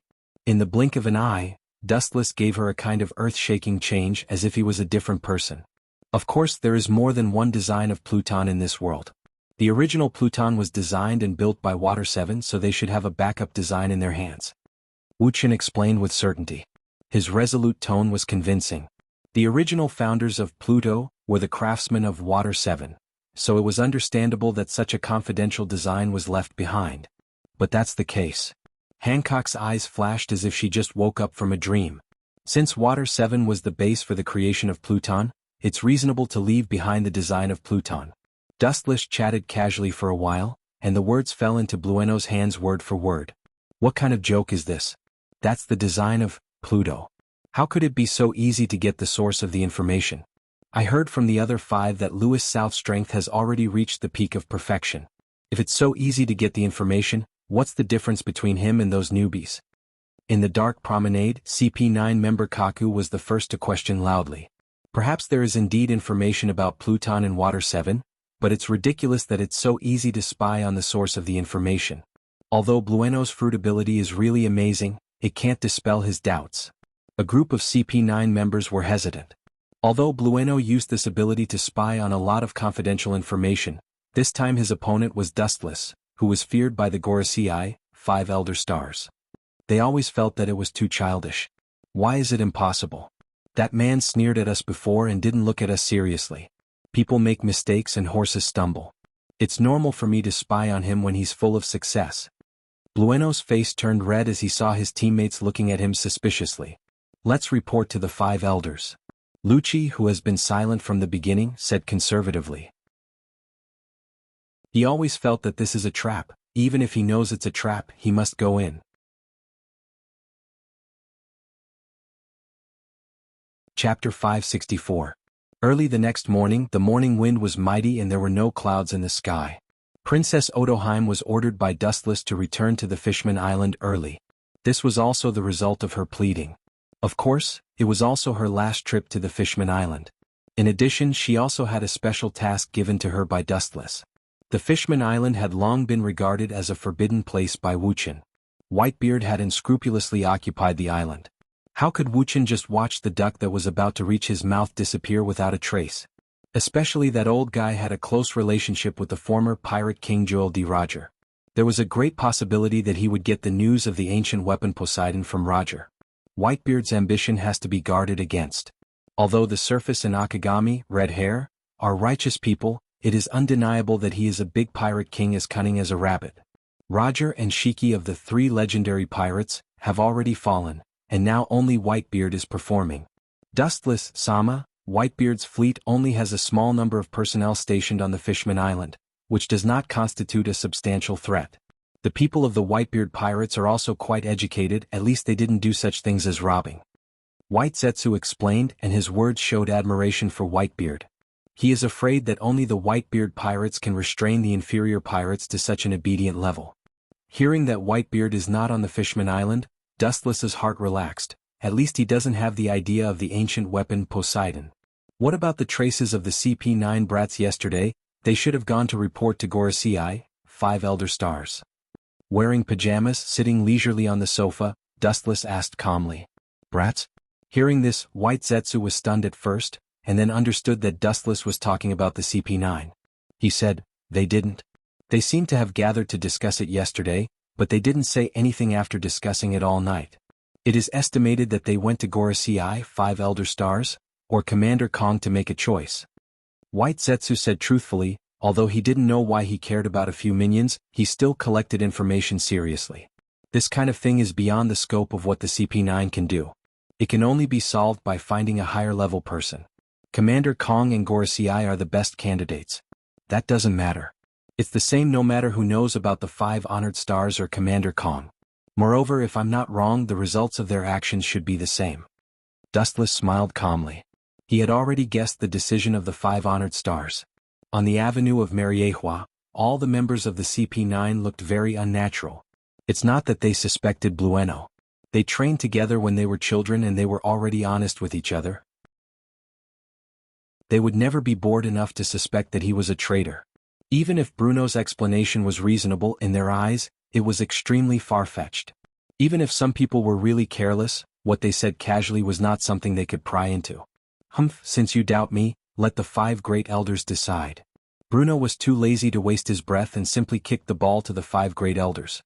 Lucci saw all this and his heart burned with a blazing flame. He was particularly irritated. He always felt that this was a trap, and even if he knew, he had to fall into it. Even if it's really out of thin air, no one can resist the temptation of the ancient weapon Pluton blueprint. When they first heard that Pluton's blueprint was in Water 7, they fell into a trap. That kid must have done this on purpose. In the spacious and bright hall, the highest power of the world government, Gorosei 5 Great Elders, lived here. This is also the place where they usually discuss and work. The Gorosei 5 Great Elders, who had bronze skin and blonde hair, had a cold look in his eyes. He was sure that Dustless did this. He let Blueno hear the news about Pluton's blueprint on purpose. The purpose was to attract their attention. Indeed, he designed a trap that we had to fall into. The bald Kuang Lao Xing who was holding the saber frowned and said. There was an evil and cruel aura between his eyebrows. They had always been in the upper hand in the past several fights with Wuchen. They hadn't expected that the counterattack would be so fierce this time. They were caught off guard. Even if it's nonsense, they must send undercover agents to check it out. Rumors come from nowhere. Water 7 was responsible for the construction of Pluto, so it's normal for other blueprints to exist. The Gorosei 5 Great Elders said with a face full of wisdom. He was the tallest among the 5, so he immediately attracted the attention of the other 4. The other 4 Gorosei 5 Great Elders nodded in agreement. It's not impossible to keep a copy of Pluton's blueprint just in case. Anyway, this isn't a trap. We're definitely going to fall into it. With a sigh, the Gorosei 5 Great Elders said helplessly. They used to be the dominant force, but now they're suddenly pulled down. With the help of the Pluton's blueprint incident, that kid painstakingly led our attention to Water 7. It's definitely not a good thing. He must be secretly planning some unknown conspiracy. The Gorosei 5 Great Elders said gloomily. It's not that they haven't schemed against Dustless before, but every time they were easily broken by him, and they were slapped in the face. Hearing this, the other 4-5 Elder Stars all had gloomy faces, including the 5 Elder Stars with long hair and beard who had been talking loudly before. In the past, they had also fought with each other. They were the ones who played dirty, but in the end, they were the ones who were played dirty. Now that Dustless took the initiative to make a move, they really didn't have much confidence in winning. It doesn't matter, we will send a few CP9 members to Water 7 as spies. They were the ones who discovered Pluton's blueprint, so it doesn't matter if they are spies. Even if they all die in the end, they are just small pawns, it's not a big deal. The Gorosei 5 Great Elders, with a scar on his forehead, said coldly. Everyone knows this simple truth. Chapter 565. 3 days later in the system world. In the pavilion, Dustless's expression was different from before. There was a rare look of anxiety and impatience on his face, and his calm eyes also splashed out ripples and waves. His heart also became restless. I couldn't tell that you would actually lose your composure over this kind of thing. The ethereal celestial voice spread, and the system consciousness Ling looked at Dustless in surprise. Dustless gave people the feeling that he was an emotionless robot. Just like today, he showed an anxious expression from time to time, who knows how many times in his life. Could it be that you think I'm a stone with a heart of stone? I'm also a person of flesh and blood. Dustless stared at Ling in annoyance and said impatiently. Around dawn, System Ling told Dustless that Huiji's due date had arrived. Since then, his heart had not been at ease, and it was in his throat like the waves of the sea, sometimes high and sometimes low. His Tao heart that was as immovable as a rock also began to loosen. Humans were not plants and could not be emotionless. Although Dustless's temperament was unusually cold, he was not a stubborn stone that did not understand the affairs of the world. He always maintained concern for his own people, but he who was not good with words had always hidden this sincere feeling in his heart, and only silently guarded it. There was no need to make it known to everyone. There was a saying that everything was interconnected, and some things did not need to be explained at all. On the contrary, sometimes things would go in the opposite direction when they reached an extreme, and the more one explained, the darker it would become. Everything was fine as long as one let nature take its course. System Linger looked at Dustless with a smile, with an understanding attitude. As a father for the first time, it was normal for him to feel a little nervous. After all, this was also the first time Dustless experienced this. Anyway, I rarely see such an anxious expression on your face. In my impression, this is the first time I've seen you. A light voice with loneliness and sadness came from behind, like a supreme celestial voice, soothing one's heart. However, at this moment, Dustless was unable to be happy. His face stiffened with a hint of guilt. Looking back, he saw Otsutsuki Hiruo, whom he hadn't seen for a while. At this moment, she looked a little sad. Her face was as pale as the snow in the winter. Her face was full of loneliness. She clenched her silver teeth, and the corners of her mouth were extremely bitter. There were even some obvious cracks. "I'm really sorry." The corners of Dustless's mouth wriggled. His heart felt like it was being twisted by a knife, and he was speechless and extremely guilty. He had spent the most time with Yuluo. The latter had always wanted to have a child, but to this day she still couldn't fulfill her wish. Instead, it was Huey who came later who got there first. "I don't want you to." Glancing at Dustless in disappointment, Yuluo's eyes were dim and lifeless. Her silvery hair had also become much whiter. Her entire body was emitting an extremely powerless feeling of hesitation and loss. Her heavenly beauty gave others the feeling that she had become much older in an instant. Seeing this, Dustless's heart clenched, and he was just about to persuade her when the clear and melodious cry of a child resounded. "Woo!" Dustless was stunned. Looking at Kagaya's delivery room, his body turned into a gust of wind and rushed forward. Breaking the door and entering, a stunning woman with golden hair was reflected in Dustless's eyes. She was dressed quite casually with light makeup and no makeup, and her skin was as white as snow. She didn't need to be deliberately dressed up. Her whole person was natural and unrestrained, giving people a very magnanimous and natural feeling.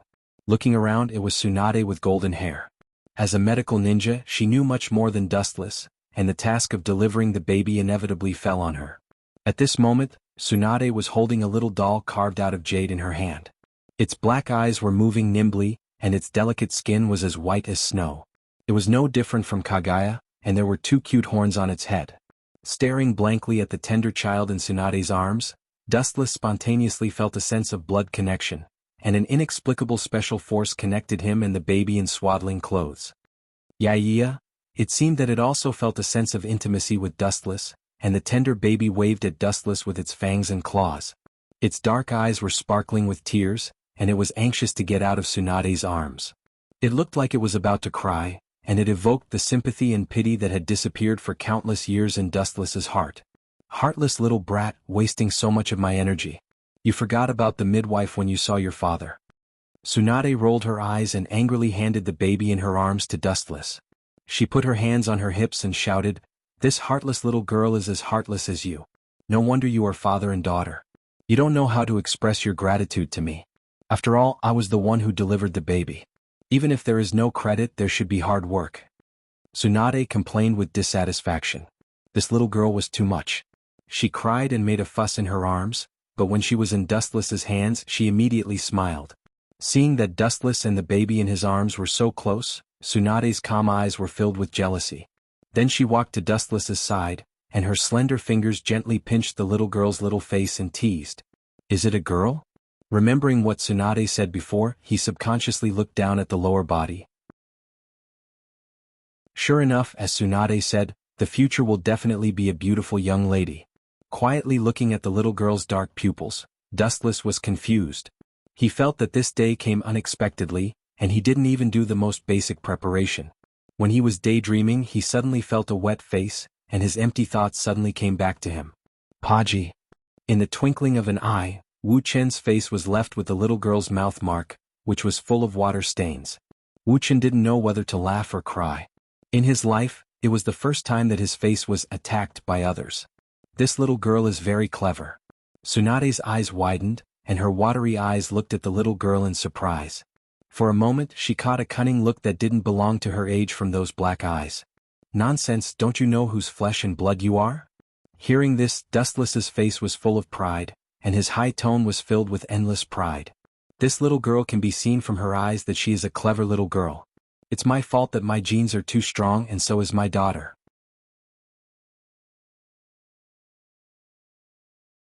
Chapter 566. Looking at the radiant and spirited Dustless, Tsunade was also filled with emotion for a while. After Dustless's former enemies saw his expression, they would probably crawl out of hell unwillingly. In his impression, Dustless was just a villain who did not commit any of the 10 evils. "Bring it over for me to see." A weak and light voice spread out and entered the ears of Dustless and Tsunade. Turning their heads, the owner of this weak voice was Kagaya, who was sweating all over. At this moment, her face was pale, revealing a sense of helplessness from her soul. The birth of Smarty had almost exhausted all the effort she had accumulated in her life. Compared to Dustless, who only worried but didn't put in any effort, Huey had sacrificed too much. "Yaya, Little Smarty's clear eyes looked at Huey G and blinked. From Huey G's kind eyes she caught a glimpse of love and gentleness. The immature but powerful body twisted again, and he raised his thin arms and threw himself into Kagaya's arms. Obviously he was tired of Dustless. Puchi. Tsunade couldn't help laughing when she saw this scene. Her delicate face bloomed with a beautiful smile, and her bell-like laughter was pleasant to listen to. She teased Dustless with interest. You forgot your father when you had your mother. It seems that you are just like that. It is the nature of babies to look for their mother's care. Handing the child in his hand to Kagaya, Dustless did not deny Tsunade's words. It was indeed as she said. It's been hard on you. Staring at Kagaya with complex gratitude, Dustless's tone was as heavy as Mount Tai, and his bright eyes looked at Kagaya. His words were completely from the bottom of his heart, and there was no hypocrisy. It's okay, you can recover after a while. Taking the immature baby in Dustless's hand, Kagaya nodded slightly with a sweet smile on her face. She can naturally feel Dustless's sincerity. A sincere greeting was far more useful than thousands of hypocritical sweet words. Speaking of which, what's this little girl's name? Her eyes fell on Dustless's body. Tsunade frowned and asked. The little clever boy came and went for a short time, but after a long time, it sounded very harsh. Isn't that obvious? Dustless rolled his eyes at Tsunade and said bluntly, children follow their father's surname. This is a principle that has never changed since ancient times. Of course, it's called Uchiha. Suddenly, two cold eyes locked on him. Wuchen's words came to an abrupt end. One of them was Kagaya, and the other was Otsutsuki Haruo, who was rushing over. It's really strange. These two women's tempers have always been at odds. It's rare for them to have the same opinion today. Dustless thought helplessly in his heart. At the same time he couldn't help but feel extremely conflicted. He had already guessed that the naming process, which should have been smooth, was the most difficult process. I think the surname should be Otsutsuki. The Uchiha surname is indeed glorious, but it's already a thing of the past. Now everything has changed and I'm in a foreign country. All in all, there's no need to respect those ridiculous truths. Glancing at Dustless, Haruo said her intention, and the determination in her eyes was unshakable. What you said is true. Kagaya nodded towards Dustless to express her point of view. From the beginning to the end, Kagaya has maintained a contemptuous attitude towards Uchiha. It's just a branch of Otsutsuki, and as Haruo said before, there is no need to adhere to the rules in a foreign country. Yaiya, seeing that she was ignored, the little girl's inarticulate voice sounded. She seemed to hear the conversation between several people and quite agreed with Haruo's statement. Seeing this, Dustless's forehead was full of black lines. Dustless can't change the principles summarized by the ancient sages at will, and the idea of children following their father's surname has been deeply ingrained. It's impossible to change Dustless easily. Ahem, clearing his throat, Dustless chuckled and said, it doesn't matter. I am a very democratic person. What the surname is, it will be decided by her in the future. Pointing to the baby in Kagaya's arms, Dustless said, if you are democratic, you should vote. Looking at Dustless with disdain, Tsunade said contemptuously. She knew that Dustless deliberately played Taiji Fist to fool her. In the future, as long as she is tempted a little, this little girl may change sides and jump into Dustless's arms. Children are always naive. Up to you. Huey clearly didn't want to dwell on such a question. She just focused on teasing the red-faced Smarty, occasionally letting out crisp laughter. Everyone, including Dustless and Yulua Tsuna, looked at the scene in front of them harmoniously. When the cold Kagaya revealed this kind face, it was no less than the sun rising from the south. She will be called Yushi from now on. After a moment of silence, Wu Qin gave him a name. It was not appropriate to call him that. Even if he didn't have a surname, he needed a name. Otsutsuki Suki or Uchiha Suki. Sounds good, but is there any special meaning? Yuluo nodded in satisfaction after trying to read it 2 or 3 times. Then he turned to Dustless and asked expectantly. This name was indeed not bad and sounded quite elegant. Huey G also hummed the new name of Little Smarty. After a while, she revealed a knowing smile. It seemed that she was quite satisfied with the name Dustless gave her. However, the baby in her arms puffed up her cheeks and bared her fangs at Dustless. She seemed to be extremely dissatisfied, but her protest was ignored by everyone. Meaning? Is this necessary? Just say it smoothly. Dustless was speechless by Yuluo's question, and he went straight to the point. After the words fell, even Kagaya stared at Dustless with dissatisfaction. The name has been the most important thing since ancient times. She didn't expect Dustless to be so perfunctory. Dustless felt as if he had been shot even though he was lying down. Only then did he suddenly remember that compared to him, a surpasser from the third dimension, people like Kaguya were still considered old antiques. It was indeed difficult for him to accept the idea of transcending dimensions. Chapter 567. There was an insurmountable gap between the thinking of modern people and ancient people. It was impossible for them to accept Dustless's thinking ability in a short period of time. After hundreds and thousands of years of changes, the generation gap was not something that could be ignored. Fortunately, after a while of talking, Kaguya and the others reluctantly accepted Dustless's proposed name, just as Dustless explained before. The name was not important, the most important thing was to communicate with each other. The key was the meaning. Although the explanation was extremely far-fetched, after some coaxing and pestering, the girls nodded in agreement. Dustless originally wanted to let Kaguya and her daughter see the outside world. Being trapped in the system space for a long time was not a long-term solution, but Kaguya unexpectedly refused. The reason was quite simple. With the addition of the little life form Yushi, Huey's boring life was no longer monotonous. Compared to before, it was much more colorful and interesting. Her ambition that could swallow the heavens and devour the earth slowly faded. Forget it. Looking at the mother and daughter entangled in harmony with each other, Dustless also stopped the plan to take little Yueshi out. This was too cruel and unfair to Kaguya, and Dustless did not have the skills to take care of children. It was enough to let her live quietly and peacefully. You are too easily satisfied. Also, my dream is still a bubble. Seeing Dustless's complacent expression, Yulua was quite dissatisfied. She did not hide the blame in her tone. The plan in her mind to give birth to a nest of children had not been realized yet. Just go with the flow. You also know that this kind of thing depends on fate. In short, you can't blame me. Dustless shrugged, with an expression that had nothing to do with him. Yuluo's mouth twitched and gloomily stared at Dustless. No one was an idiot. Dustless's words implied that there was a problem with her body.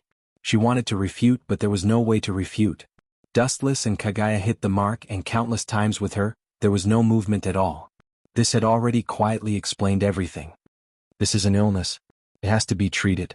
Dustless gently patted Yuluo's shoulder and said with a smile. The ridicule in his tone was not concealed at all. Following which, his body dissipated without any warning like a breeze, forever disappearing from this world. In an instant he disappeared without a trace, and his aura was completely gone. Warm sunlight poured down from the 9 heavens. The whole world was bathed in the scorching sun. It was full of vitality and vitality. It made people temporarily forget that this was an extremely distorted world. Coincidentally, some people were not used to this warm sun. The Akagami, red hair, pirates who had escaped from death, were desolate and bleak. The momentum that swept the sea in the past was gone with the wind. The battleships docked at the coast were almost destroyed. Looking at it, it was full of traces of the waves. In the past, the Akagami, red hair, pirates were domineering, traversing the 4 seas, sweeping the new world and stepping on the top of the Yonko 4 emperors. Now only a few of them were left. It was exactly the same as the saying, when one reaches the pinnacle of prosperity, one will inevitably decline. It was all because of that man's single thought that brought disaster to his name. Years of dreams, painstaking efforts, all turned into nothing in an instant. He was even reduced to a state where he was about to be erased. New world. I will definitely come back again. The powerful oath resounded through the sky. Akagami, red hair, Shanks then left with the remaining crew members, and the lonely shadow gradually lengthened and disappeared on the sea. Dustless, the originator of the Akagami, red hair, pirates, was extremely proud.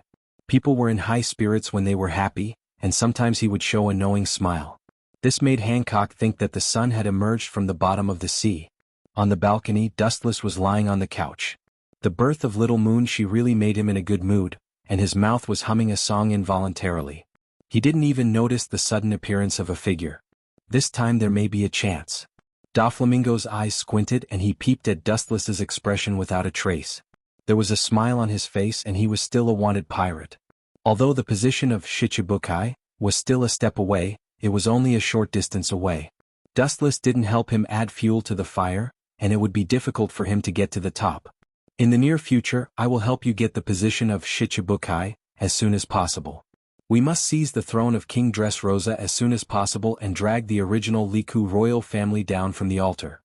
Before Doflamingo could speak, Dustless spoke first, and his cold voice was filled with killing intent. It's true that we should speed up the pace. Caesar seems to have been caught by Sakazuki, but in the end, thanks to your help, the old boy would have to go to prison again. Doflamingo smiled flatteringly, and his tone was full of flattery, and he had completely given up the so-called dignity. It's not too late to pick up his dignity when his wings grow hard in the future. Now he's just a stray dog. The identity of the celestial dragons doesn't have much of a deterrent effect on the Gorosei, 5 elder stars. What's more, their Don Quixote family has no power of the celestial dragons. If they lose the protection of Dustless, they will die. It's not just him, Caesar is the same, so Doflamingo is unusually obedient. Glancing at Doflamingo faintly, Dustless didn't say anything. It was the opposite of the way he met Hancock before. In the face of these subordinates who are not subordinates, the necessary oppression is still necessary. The reason why he chose to let Doflamingo sit on the Shichibukai in advance is entirely because Caesar's trace is exposed. The construction of Pluton must have a quiet environment. Only after Doflamingo sits on the Shichibukai, he can also seek the king's position of Dressrosa to shelter Caesar. What are the specific steps? Lowering his posture, Doflamingo asked in a low voice. It's very simple. Lead your pirate group to destroy everything. The loss is enough to make the Marines unable to bear it. At that time they will naturally come to you to compromise. It doesn't matter if it's big. Behind me is your foothold. The simplest and most effective way is to be rude and direct. This is the truth that will never change. Chapter 568. Getting the promise he dreamed of, Doflamingo left Mariehua with a wild laugh, and the unscrupulous laughter seemed to mock the helpless and angry look of the Navy after being attacked by him. In the dark, Doflamingo has seen the old face of Fleet Admiral Sengoku. On the balcony, Dustless glanced indifferently at the battleship sailing away, and he could even see that Doflamingo was standing on the deck. Master, aren't you spoiling him too much? Hancock, dressed in a maid's uniform, came quietly and gently massaged Dustless's shoulders on both sides, and the technique was extremely accurate. Doflamingo is ambitious like a wolf or a tiger, and it is common for dogs to bite their masters in the end. Dustless closed his eyes comfortably and enjoyed it comfortably. After a while, Hancock's massage skills improved by leaps and bounds, and the fatigue on both sides of his shoulders was swept away. Don't worry, it's just a small pawn. Hearing this, Dustless replied casually, and his indifferent tone obviously never put Doflamingo in his heart. No matter how beautiful the Monkey King's conspiracy is, even if it is flawless, under the shroud of the Five-Finger Mountain, he is always insignificant, just a tiny particle among hundreds of millions of floating particles. The consequence of a mere Tao wanting to shake the world was like a moth flying into a flame, seeking its own destruction. If he could be tactful, Dustless didn't mind continuing to raise Doflamingo. If he dared to resist, within a breath, Doflamingo's blood would splatter 3 feet, and his head would be taken. So there is no need to worry about it, just use it with contempt. What's more, that kid has been suppressed by me for so long, and the hidden wildness in his heart and the anger that has been accumulated for a long time in the past few days has released extraordinary destructive power. A mad dog that goes crazy. Sengoku will be troubled.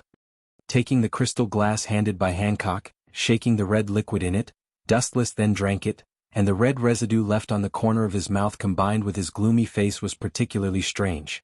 He was the complete opposite of the sunny Dustless from before. Now he was like a demon in human skin. Dustless was able to put himself in the shoes of those who were truly loyal to him and treat them calmly. As for insignificant characters like Doflamingo, it was fine to throw him away when he had no value. Doflamingo was only temporarily attached to Dustless. In the future, when his wings were fully grown, he would leave him. When this chess piece no longer had any value, it would not be too late to kill him. After losing the restraint of Dustless, Doflamingo, the ferocious tiger beast, finally revealed its sharp fangs and devoured one Navy battleship after another. The bloody storm set off by Don Quixote swept across the world, and the entire Marine headquarters was covered with an unprecedented dark cloud. Bastard, Doflamingo, this beast, one day I will tear him to pieces to vent the hatred in my heart. The angry Sengoku tore the information in his hand, his eyes were bloody red, and his whole body was releasing a huge oppressive aura, and the whole office was shaking. Bah! After swallowing confidential documents, the goat whined twice and fainted. Doflamingo was a celestial dragon. Even though the Don Quixote clan had given up the privilege of being a celestial dragon, Doflamingo was still a celestial dragon from the beginning to the end. This identity alone was enough to render them helpless, not to mention the mastermind behind him. This damn ant was obviously extremely fragile, but he always jumped around and ignored the marine, and even smacked the marine's face. Sengoku's feelings were self-evident. This was the feeling of having to suffer in silence, unable to voice out the bitterness. Boom. Kaka. Staring coldly at the proud and arrogant Doflamingo in the newspaper, Sengoku saw Doflamingo laughing at the marine. He didn't even think about it. He condensed the original transparent air shield in his hand and directly shattered it, turning it into goose feather-like fluttering snow. Bang bang bang, the dull sound of knocking on the door made Sengoku frown. When did the marine become so unruly? When he was about to verbally reprimand, a tall figure directly broke the door. That guy Z left Marin on a battleship. Without waiting for Sengoku to ask, Garp, who was wearing a dog head hat, said. Hearing this, Sengoku frowned deeply and his voice was hoarse, and he said seriously, his students were slaughtered by that bastard Doflamingo yesterday. Maybe he went to find trouble with Doflamingo? Yesterday the marine's ship unfortunately encountered Doflamingo, and almost all of them were killed and only a few escaped. With such deep hatred, how can Z swallow his anger? A few years ago, Z's wife and son were brutally killed by pirates. At that time, he hated pirates, and now the new hatred plus the old hatred aroused the flame in Z's heart. The destination of that guy's voyage is not the sea where Doflamingo is located. Garp shook his head. Sengoku suddenly looked at Garp with his pupils enlarged, and his old eyes were filled with awe-inspiring luster. A bad idea swept through his mind, and his fists were as big as a bucket. Looking at Sengoku's eyes, Garp nodded and said in a heavy tone, Z is likely to take the students who survived to Mariewa to question the man. Z knows that temporarily repelling Doflamingo won't solve the root of the problem. Only by completely stopping Royce South can he stop Doflamingo's plot against the marine. But Z is a very intelligent and sensitive man. He shouldn't fight with him. So there is no need to worry. Garp said with uncertainty. He also had doubts about what he said, but he just hoped so. Sengoku smiled bitterly and regretted for a while. If he had given the position of 7 warlords of the sea to Doflamingo, there would not be such a situation. You're tuning in to the Han Lee's Wuxia Chronicles YouTube channel. We're so grateful for your support, and don't forget to subscribe to join us on this incredible journey through captivating stories. Your generosity through donations truly makes a world of difference, as it's the primary source of revenue that allows me to expand and enhance this channel for you. Thank you from the bottom of my heart for being a part of this adventure.